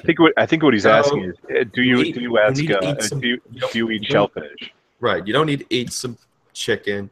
You need to eat some shrimp. That's what. That's the soul. No. Shrimp's gross. I love what? Not if you have the fried shrimp, my friend. Yeehaw! All right. So that was terrible. Go ahead. That was cringy. I give it 4 stars. And you know the what? cringy level? In the cringy level? I give it 3 out of 5 cringes. You know what? Forget all of y'all. I do what I want. This is my show. Anyways, but Peter. How about that? But anyways, Peter gets a vision, as we note in the book of Acts, from Jesus, in which the analogy that's used in the vision to refer to the Gentiles is the unclean foods. And Peter knows the traditions and says that, do not eat I can't eat these because they're unclean. God and Jesus says, do not call what I create unclean. So I'm trying to actually find that passage. I think it's in Acts chapter 10. It's in Acts 10. Yeah, Acts chapter 10. Yeah. Is there more meaning to that phrase, unclean? Well, it's very much like spiritually unclean, kind of. Yeah. Run it out of the faucet; it'll be fine. Who's the guy with the dripping lips? Like ceremonial and spiritually, like they consider it almost impure spiritually to the point of almost being demonic or lewd. Like that's the word agathartos, the Greek that's used there is. Yeah. I don't know what the Hebrew says, but I'm pretty sure agathartos would have been the same word used in the Septuagint. Who knows? Maybe there is a bunch of unclean things. Maybe we're all supposed to be vegan. Just run it out of the faucet; it'll be fine. Oh God, no! Oh yeah, right. The 5-month rule. Oh wait, that's 5 seconds.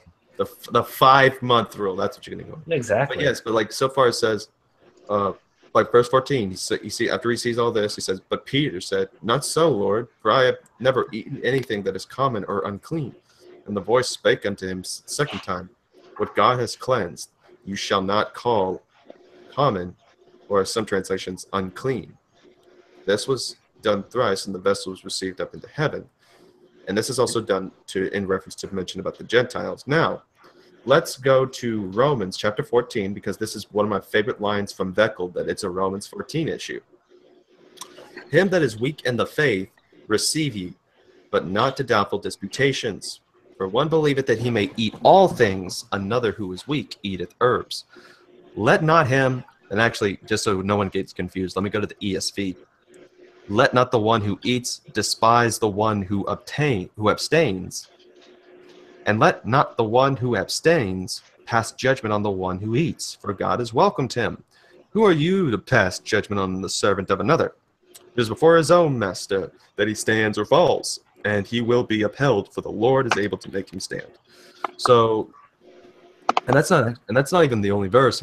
Like you go to Romans 10, in the last portion. Actually, was it Romans 10? I'm forgetting at this point, so I'll have to go find it elsewhere at some point. But elsewhere in Romans, you have it's 1 Corinthians actually. Now that I remember it. Aha, see, I can have a good memory. They go all the way to the bottom here.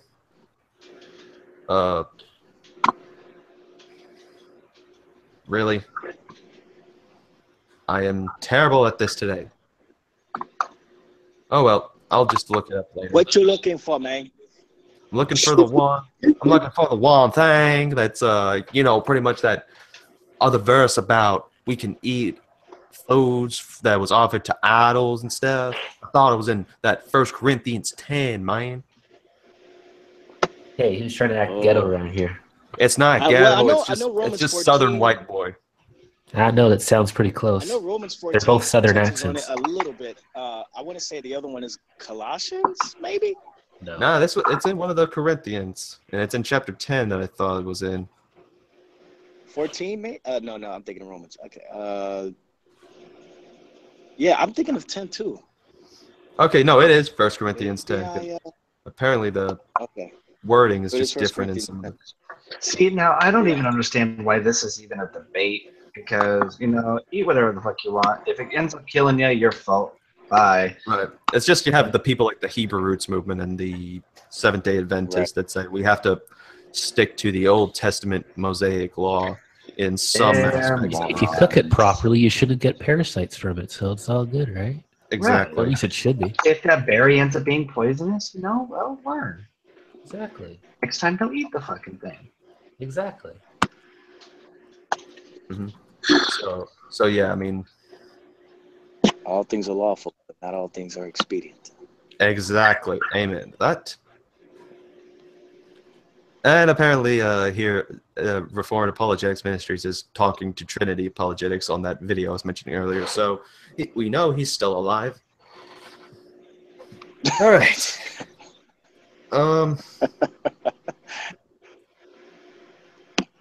Yes. So. Such a bad app. Let me try to see if I can get Windlight involved here. Some people in the Discord thing.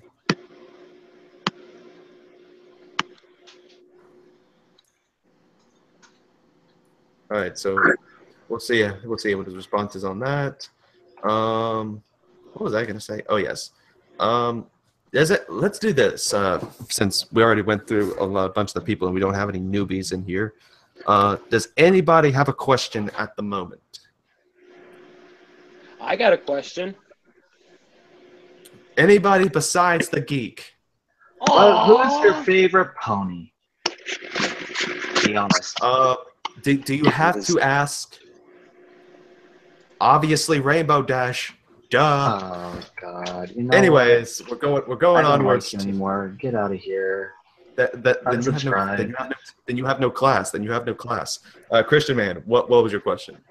What type of if you're gonna play like an RPG? This is a nerdy question, by the way. I can tell. What type of class would you be and race? Cleric. What kind of class and race? I would be a human warrior just because I want to be that stereotypical strong tank type of position where I defend people and be the brave hero. Cleric? Mine's the that's so boring. Mine's the human assassin and the human wizard. All right, let's put that to a test. Okay, which sounds awesome, epic, and would totally get the ladies? Would it be the human warrior or the human assassin? Neither the Breton mage. Sorry. I haven't laughed this hard since Veckel's rant about diabetic Santa.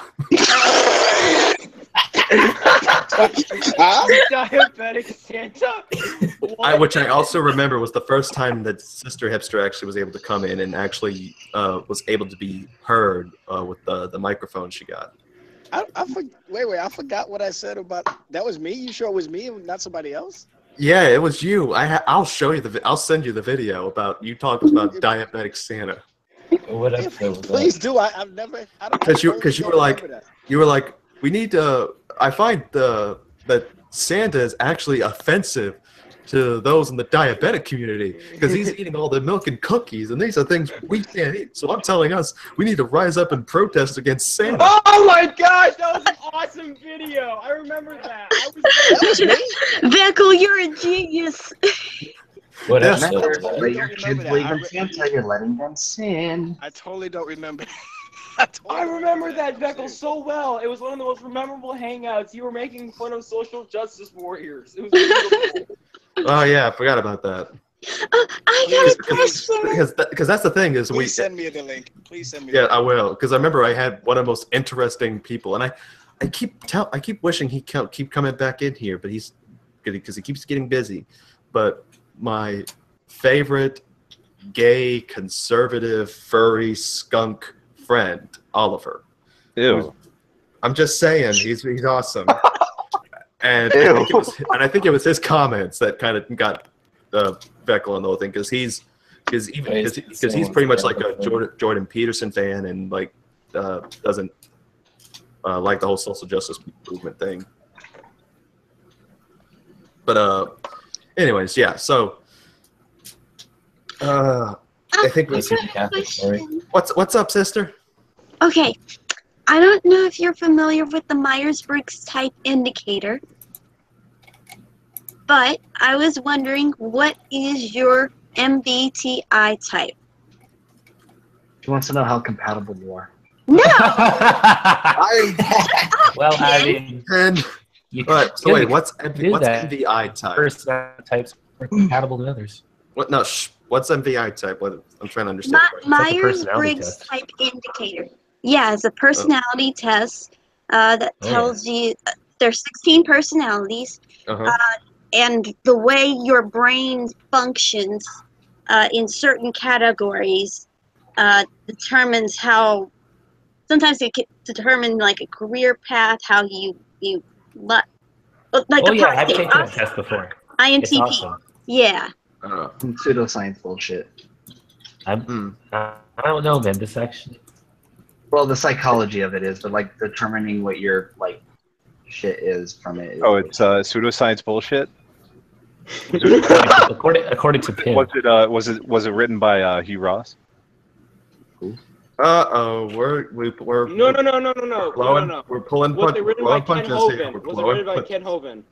No, yeah, Ken Hovind. Either one. To be fair, it's none of those actually. So it's not. Mr. CA has taken that test before, and he always scores high on the autism scale.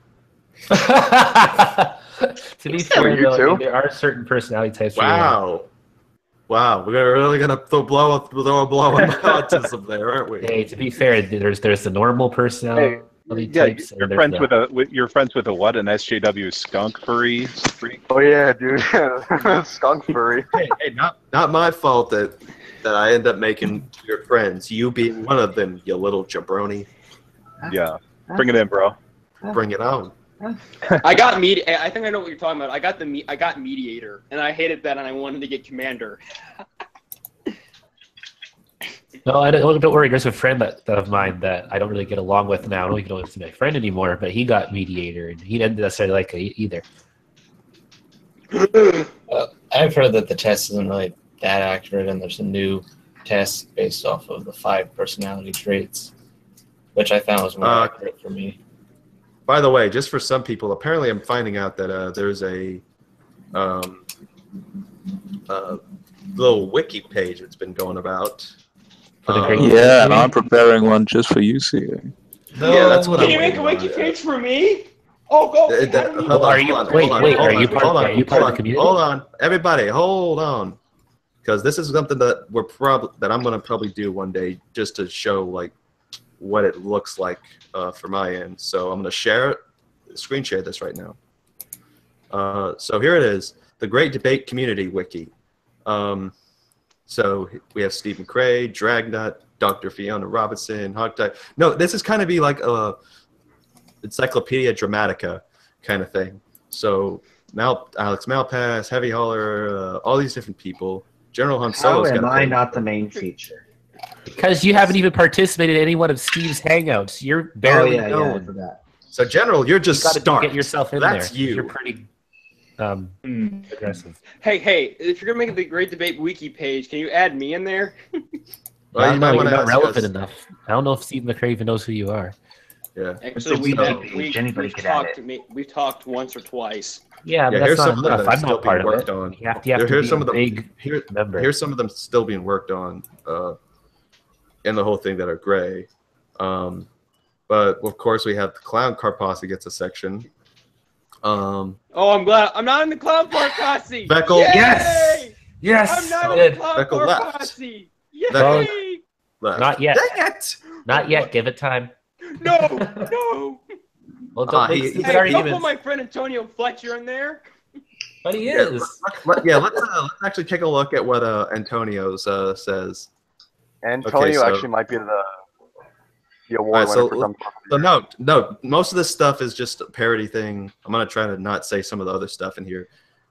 Let's see. Antonio is an anti-abortion crusader who is convinced that God has given him special charge to save the souls of every unborn fetus that some 16-year-old knocked up. Okay, we're ignoring that part there for the sake of some of the people that are watching. Antonio is a fairly new member to engage with the Great Debate community and has since joined the fold as a permanent resident of the Clown Car Posse. In the beginning, he came across as a fairly reasonable evangelical Christian, but soon turned out to be just as inept as the rest of the clan. Fortunately, they didn't put a K there, so that's good. After extending numerous metaphorical olive branches, Antonio made the decision to swear off to any form of civil discourse with atheists, pro-choicers, and evolutionists. Then, of course, since allowing Darwin's deity to kill his hangout wasn't the best idea in the world to choose, to, quote, take his channel in a different direction. Okay. Much like true empiricism, Antonio has very little ability to introspect, nor does he see the need for it any criticism leveled against him is just seen as hate from the aforementioned groups. Okay, so that's for Antonio, a Fletcher whose gender is Forrest Gump. I don't even get That's it. horrible. That's horrible.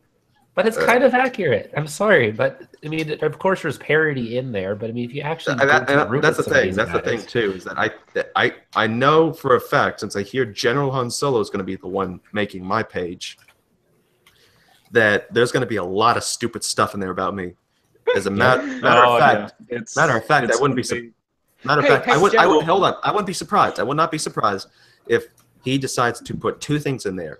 One, that me and him are in a relationship, or two, the whole stupid thing about me and Sister Hipster. I would not be surprised. Hey, General, I'm going to take every clip from your channel, and it's going to be like a song dedicated to me from you. No, you're not going to do that. You're not going to do that. Hey, General. Here's what you should do to add for CA. CA is a bisexual who's in love with General Han Solo and Sister Hipster. Oh my goodness, no, stop. He's also in BDSM. I will destroy you. I will give Sister Hipster a rocket launcher and send her to Australia to track you down, General. Is that another one? I'm gonna. Could you give me money so I can buy some clothes? Sure. Yay! CA can't deny this. When I actually showed him my first photo to him, he's like, "Oh my god!" Why not? I was like that too. General Han Solo, he's the sex magnet. Now that's just weird coming from you, but anyway. Well, I think now we know what your wiki page is gonna say. There you go. No. But not my wiki page. Dang, you brought that on yourself. You buried your own grave there. But general, this surprised because I thought it was something like some guy who's like in his 50s or something. Oh yeah. Turns out this guy's like extremely young. What are you, like in your late 20s? Yep. Yeah.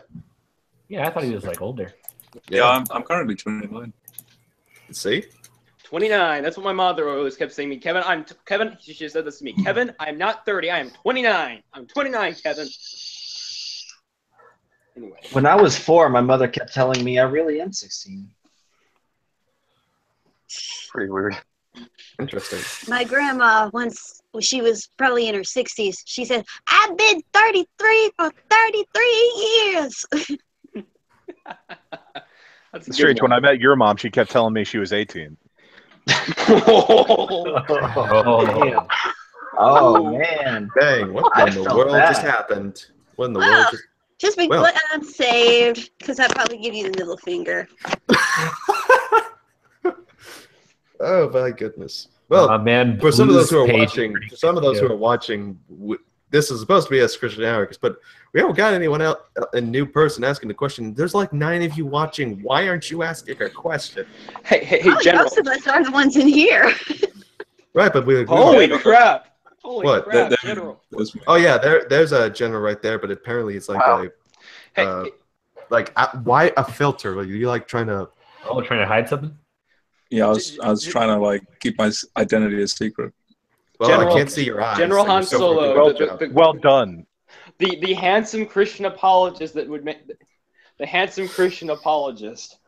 More material for your wiki page. Exactly. You're really digging your own grave. General, how come when you sent that picture to me, it wasn't filtered? I got a good one for me. Christian man, the You can't do it yourself. If that's the Can't do it Instagram. yourself. That's Oh. that's That's not, that would be fun. Well, can I do mine myself? Because that sounds like something I would do anyway. No, you can't. I don't think. Come on, Because that's I'm against the defiant towards fun. all of you on there, so I would do that You anyway. don't participate enough to be part of the community. My name's not on there. Your name's not on there. We're basically See, I would, nobodies. because A, that's the fun you guys like I would do anyway, and B, I'm not big enough, so I would put it on there anyway just to defy you guys like I do anyway. Yeah, but you can be big enough, then someone else can do it instead of they think of you. I know, but that's not fun. You can do it to other people. What if you want to edit G-Man's page? Well, I would love Oh, to. that'll open up a whole can of worms. I would love to edit his page. Yeah, well, you got to get in contact with Steve McRae. Yeah, get in contact with Steve-O. But anyways, I don't want let's to. let's try to carry on with what we can of the show since we got like 15 minutes left. So, okay. So for those in the live chat, this is your last chance. 15 more minutes before we're going to close things up, and then going to go out to doing the live after show. Wait, I can't edit this wiki page like anonymously. Like, do I have to actually get permission? Yeah. Oh shit. Yeah, Well, I mean, you could do it anonymously. He won't know. Yeah. If you're not part of the Skeptics Club or one of the other people, then you're not going to get in. I'll just pretend to be like, I don't know, somebody who's on his panel. I could just make my own wiki page and make you all ponies. Could do that. No, don't. You could. Too late. Anyway. All right, but anyways, yeah. So while some of the people in the live chat are still going to try to construct their questions, does anyone in here have another one? How do you use the Why do word skeletons program? keep bothering me? Huh? Why do skeletons keep bothering me? All right, so and then Nate asked, how do I do something with a program? How do I use How the do you word? use the word program? Program as in program my computer. That's how I use it, as well as my my Bible program, the Bible study program, the Word. So there's two ways I use it. And then pin. Why do skeletons keep bothering you? Well, maybe because you keep them in the closet. No, they weren't in there when I was in there, so. Well, I can hear them then might be creaking some right time now. that you need to let them out. You maybe shut the door on them. Wait, did you just say that he came out of the closet? Yeah. Oh. God. What? Ew. I'm playing Minecraft and they won't leave me alone. Oh, that's why. Well, here's the reason why. And this is done by empirical science of the Minecraft universe. Okay, so listen. Because this is going to save your life, just like what we do with NASA right now. Okay? This is like top qualified stuff. So the human body that is cube-shaped in the Minecraft world, its material has some kind of fragrance that attracts the skeletons. They basically think that you are fruit that they can eat. But they can't eat it until they've cut you or, let you rot and decay. So that's pretty much it, is that you are like the most delicious piece of fruit that they want. I'm the most delicious piece of fruit anybody wants. Please, come on now. So basically what you're going to want to do to like kind of distract them is to take a rotten fruit that you find in the game and just let it drop to the ground. Let them fight for it. If they don't fight for it, then it shows, well, they really want you more than that. So if that's the case, you just run. But that's the science explained. And we find this because, as noted, and we know this because, as Dr. True Empiricism notes in the partial astrophysics books of the quantum nuclear dimensionum cycle, you see a lot of things about the Quranic excavations, about all these different neurologic flashes. So there you go. And is there a empirically peer-reviewed paper on that? Yes, it's by Dr. Darwin's deity. Oh, I was hoping you were going to say no. No. It was Hugh Ross. I was hoping you were going to say no, because then I would just believe you anyway. I have a feeling General and Ad are going to start going at each other's throats on this. Any minute now. Any minute. I'm surrounded. So basically, my wiki page is I'm What? gay. Sorry, General. Go ahead. I feel like I'm gonna be like. And I'm a unisexual llama. Now What? I'm just confused. This really went down a different direction than I intended it to be. Anyways, so all right, so thank you for your question. We dealt with that. So anyone else in here want to ask a question?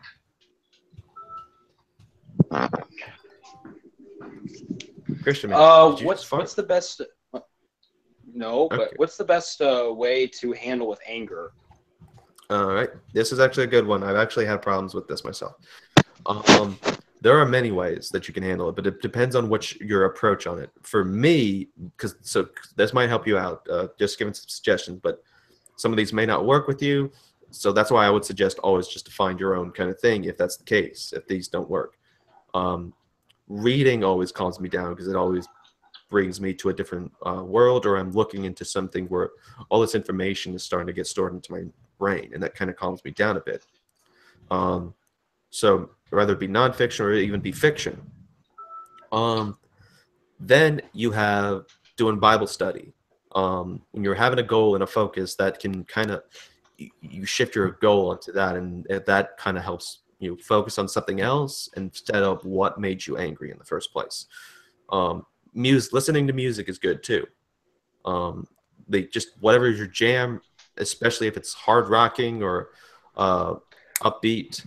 Like maybe rather you'd be listening to Dragonfly by Shaman's Harvest, or Led Zeppelin. Led Zeppelin, or you even be listening to 24 Karat Magic by Bruno Mars. Even just something upbeat, just to get you in the spirit, in happy spirits. Just do your thing there. But or eat ice cream, or just take a deep breath through your nose and out your mouth. In your nose, out your mouth, and count 1, 2, 1, 2. It may sound weird, but it actually helps when you do that, because then that's at least one way of you preventing yourself from saying something that you'll regret. Trust me. Mm-hmm. Multiple hobbies. Mm-hmm. Show me. Or I'm arguing with idiots on the internet. That helps too. I'm pretty sure that's a good stress relief for Pin. This is another interesting. This is another question. Is there any way where I can find out how to play piano, like lessons and stuff like that online? Yeah. Just look that shit up on YouTube. It's right there. It'll be right there again. Because I would actually like to play piano again, but it's just the notes are hard for me to understand. Mm-hmm. I do know this song by heart. Old MacDonald had a song. E-I-E-I-O.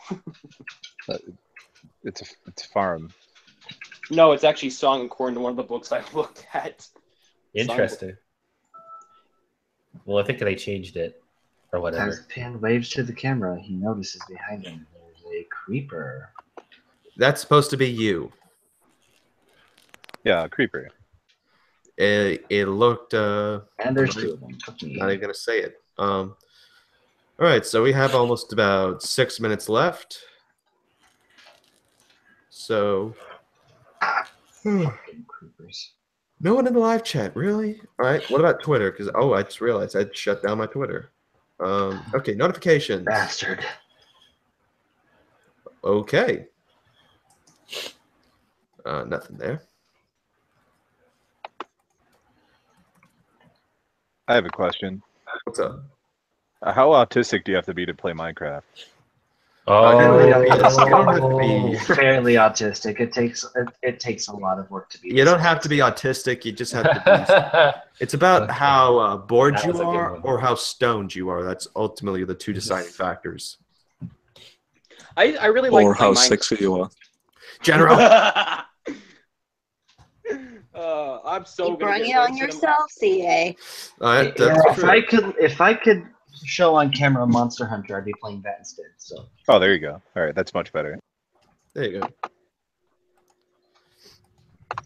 I bet my wiki page is going to be like this. This is Christian man who usually was on the the rabid anti-abortionist Antonio Fletcher, and then recently had this really interesting existential crisis to where he joined CA, and now is a sidekick.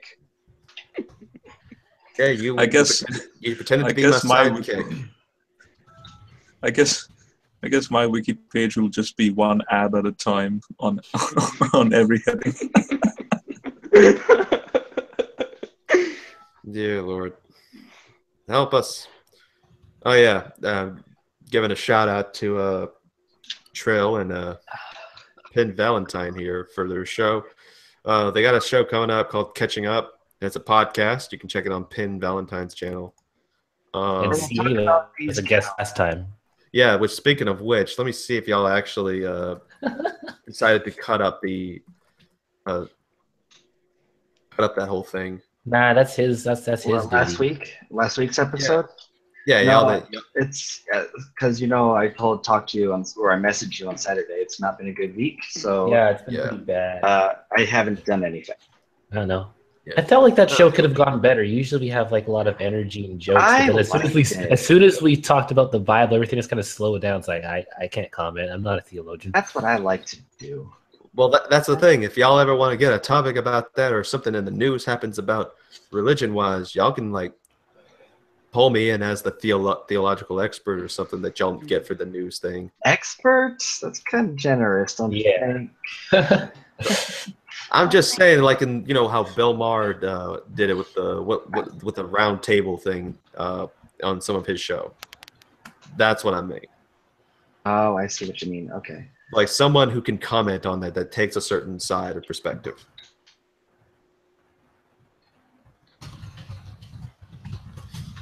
I kind of feel like that's sometimes what this turns out as sometimes with some of the arguing and some of the gags that we have. What were you going to say, sister? I'm sorry, I'm watching him play Minecraft. I'm like, oh my god, I can't stand the way they look. They're cute. Look at him. I'm gonna make this one Gerald and this one behind. What are they? Are they cows? Yeah, those they're cows. They're dum-dum cows. They're cross-eyed. And they're burpy-eyed. And their name is Gerald and Bahamut. I just named them. Now a Muslim's gonna come after you. You named one of them Muhammad. I'm Bahamut, the other demon. Anyway. Muhammad. That's how he talks also, too. All animals. Also, one thing very interesting. All animals in Minecraft are asexual. Oh yeah. So am I. That's what no, they're agender. They can all fuck each other. Come on, guys. Don't fight. Hold on. Don't fight. Oh my goodness. You guys. But anyways, here's what I don't understand. Why, if we're gonna have this Minecraft on here, because I've seen games that have been viewed on here before, if YouTube has a problem with Let's Plays on this, why is YouTube not even taking any action against this video? Because they don't because Minecraft, the terms and conditions with Minecraft is you're allowed to make videos with it as long as you don't say you made Minecraft. That's it. You're allowed to do whatever you want with it. That's why. Cool. Inshallah. You can make all the videos and make all the money you want. You just can't say that you made Minecraft. Yeah. But by the way, since apparently I don't know why no one in the live chat is asking any questions, and the people in the Discord. There we go. We got someone who finally comments on here. Say Enigma Productions saying, "Am I late? How long has the stream been on? Sending positive vibes." You are pretty late. It's a guy on the Discord thing named Enigma. Ooh. There we go. So if we're gonna get a question, we're gonna get something from him for the last question. I've been trying to get Pim to join my Discord server, but he doesn't do that technical stuff. Yeah, and I'm not a big social media person anyway. Yeah. Well, we're gonna try. So before his question, or if he got the question comes up, Let's ask General Han Solo because I know he's asked something. So General, I got a translation of the Quran in the mail today, called the Clear Quran that came out in 2016. Yes, I saw it, dear. Yes, of course, darling. Okay. But all joking aside, so it's translated by one Muslim scholar who graduated in Islamic studies from Al Azhar University. 3 chief editors were involved in the editing and reviewing, as well as at least 50 sheikhs, imams, and scholars to proofread and peer review the work. So, what do you think about that idea of translation? Do you think there's any verses that you think that you would like to see be done? I'm more than happy to. I'm more than happy to have a look and see. I mean, I think I could be a fanboy of Osama here, but if you think it's the ISV, then by all means, I'll check it out. Yeah, like what verse do you want to check out right now? For example,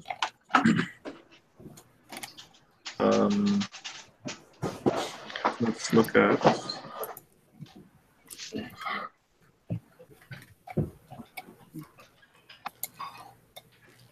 But yeah, Usama's, because I have Usama's translation on my iPad, so it's really good. Yes. All right. So let me know what At the start of page 2. Wait, hold on. Christian, man, we're getting a lot of background noise from you. All right. So what was that, General?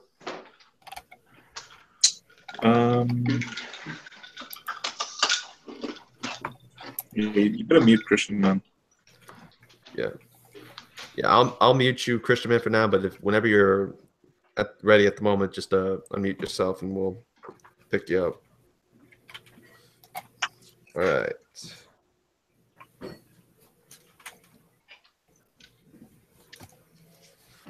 So you got the verses up, or? So, for example, Surah 2, verse 97. All right, then. Surah 2. Wait. Okay. Wait. I don't think it's that one. I'm trying to look for the phrase between his feet. Between his feet. What in the world are we? I think it should be translated because it's to do with the Bible. Oh. And Muslims will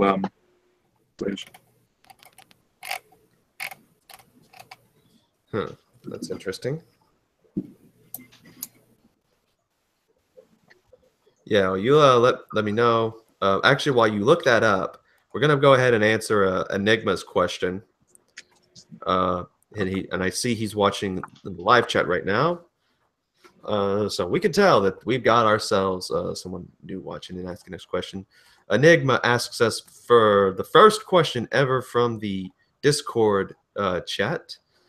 Am I late? How long is the streaming on? Until the point where we get this. What is the meaning of life? A very interesting question. There isn't one.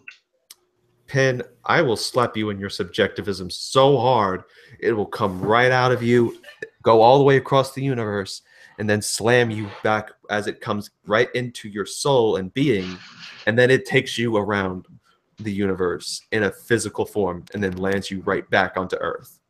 Life doesn't need a meaning. Anyways, going to the question. It doesn't need a meaning. I mean, it could have one, but what if you can make your own? Good point. But here's what I'm saying. The meaning of life.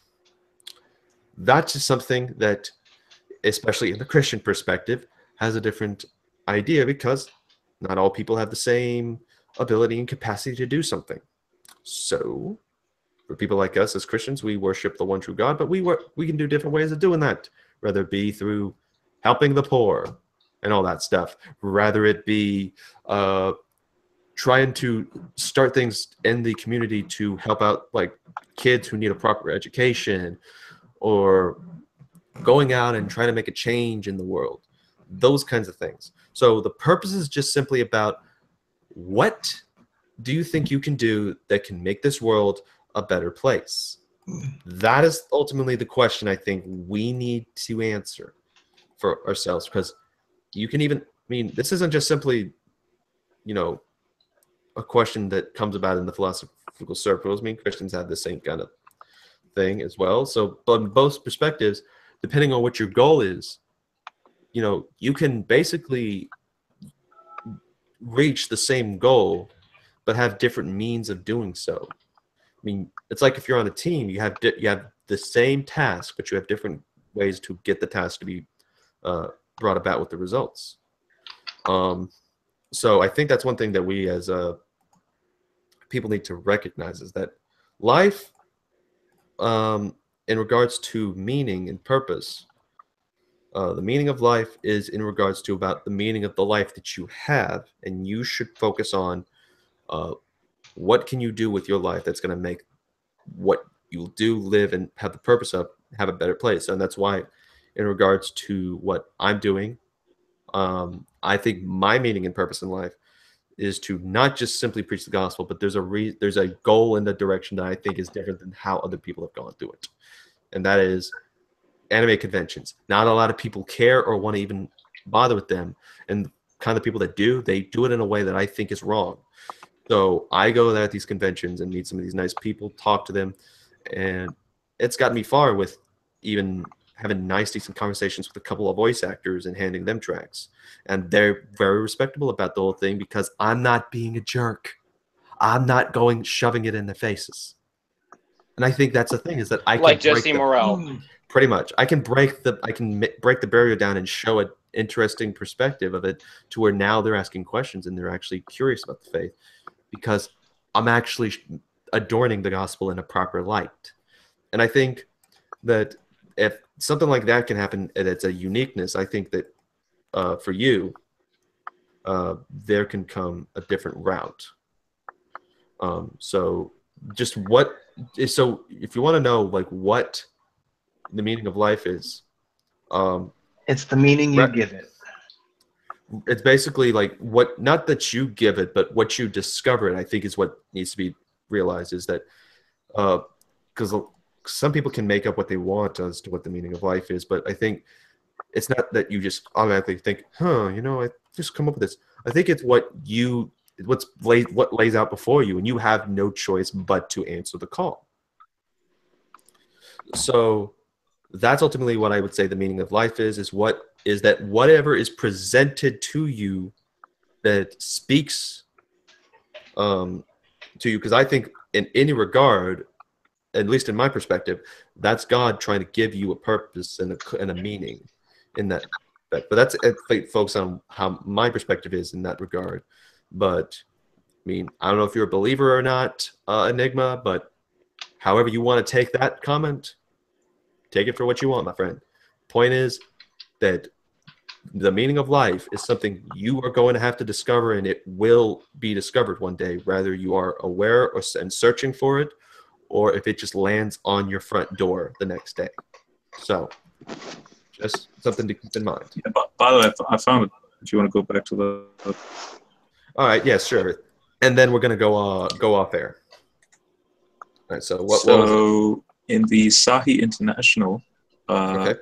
Yeah, which chapter? So this is in chapter 3, verse 3. All right, Surah 3, Ayah 3. The Ali Imran Surah.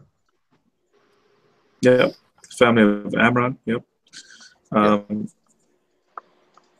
In the Sahih International, and so this is going to be interesting to compare with that translation of yours. It says, "Down upon you, O Muhammad." So, O Muhammad is in brackets here. The book in truth, confirming what was before it, and he revealed the Torah and the Gospel. Now, Usama Dakdok's translation reads, has sent down on you the book with the truth, confirming what is between his hands, and the Injil is on. So The General, just to note, you were breaking out a little bit there. Could you repeat that one again for Isamas? Okay, so Isama reads, has sent down on you the book with the truth, confirming what is between his hands, and has sent down the Torah and the Injil. Okay. What Usama is getting at, which a lot of Arab Christians point out, is that the added words here, confirming what is between his hands, is deliberately not translated from the Arabic. Between his hands. Yes. Now, does that appear in your translation? Let's see here. He has revealed to you, O prophet, that's the Arab, the little bracket, the book and truth, confirming what came before it, as he revealed in the Torah and Gospel. So there's no confirming what is between his hands? Yeah, there is no confirming what is between his hands, which that's a new one to me. I'm going to have to look into that one too. So that's there you go. There's bias there. Do you know why this is significant? Why is that? Because when it says confirming what is between his hands, it's basically saying the Bible that you and I have today was in his hands, literally. Because Muslims usually will make the point that the reason why the Quran came was because it was quote-unquote lost in translation by the time it came to the scene. It was all corrupted and so on. So just curious, on my computer right now, I have the Arabic up. Where in the Arabic here is the between his hands at? Because I don't see it in the transliteration here. I'm not sure. I'll need to go and bring up my notes on that. All right. Yeah, if you can, like, to do with something to do with the technicality in the Arabic, that basically means it's speaking about something between us. And I kid you not, I actually because we were doing a huge edit on this, and in my Logos software, so for example, roots associated with now you find this fascinating. In Genesis 49:10, you know how there's the prophecy about the scepter should not depart from Judah and so on. Between his feet, and I think that's how I got it confused. Grammar associated with what's mentioned there is when you look at the Arabic translations of what's the Arabic Bible and so on, compare all the Semitic roots and the grammar in Surah 3:3, therefore should read the way Usama dacked up and put it in here, that this book that's been revealed to you in his hands, and has sent down the Torah and the Injil. So I'll need to get you the data on that. I'll just need to bring the notes up. Sure thing, man. So we doing an after party? Heck yeah, we're doing an after party, man. What the heck do you think we're gonna do in here? Okay, another thing for your profile. CA sometimes uses very interesting sporadic voices. Oh yeah. Thing, and Christian Man is a sidekick.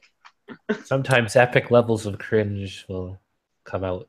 You want cringe? I'll give you cringe. Shoop, shoop, ba-doop, shoop, ba-doop, shoop, ba-doop, ba-doop, ba-doop. All right, we're done with the Anarchist channel was also frequently flagged for copyright infringement of other people's music. How's that copyright infringement? I sound horrible.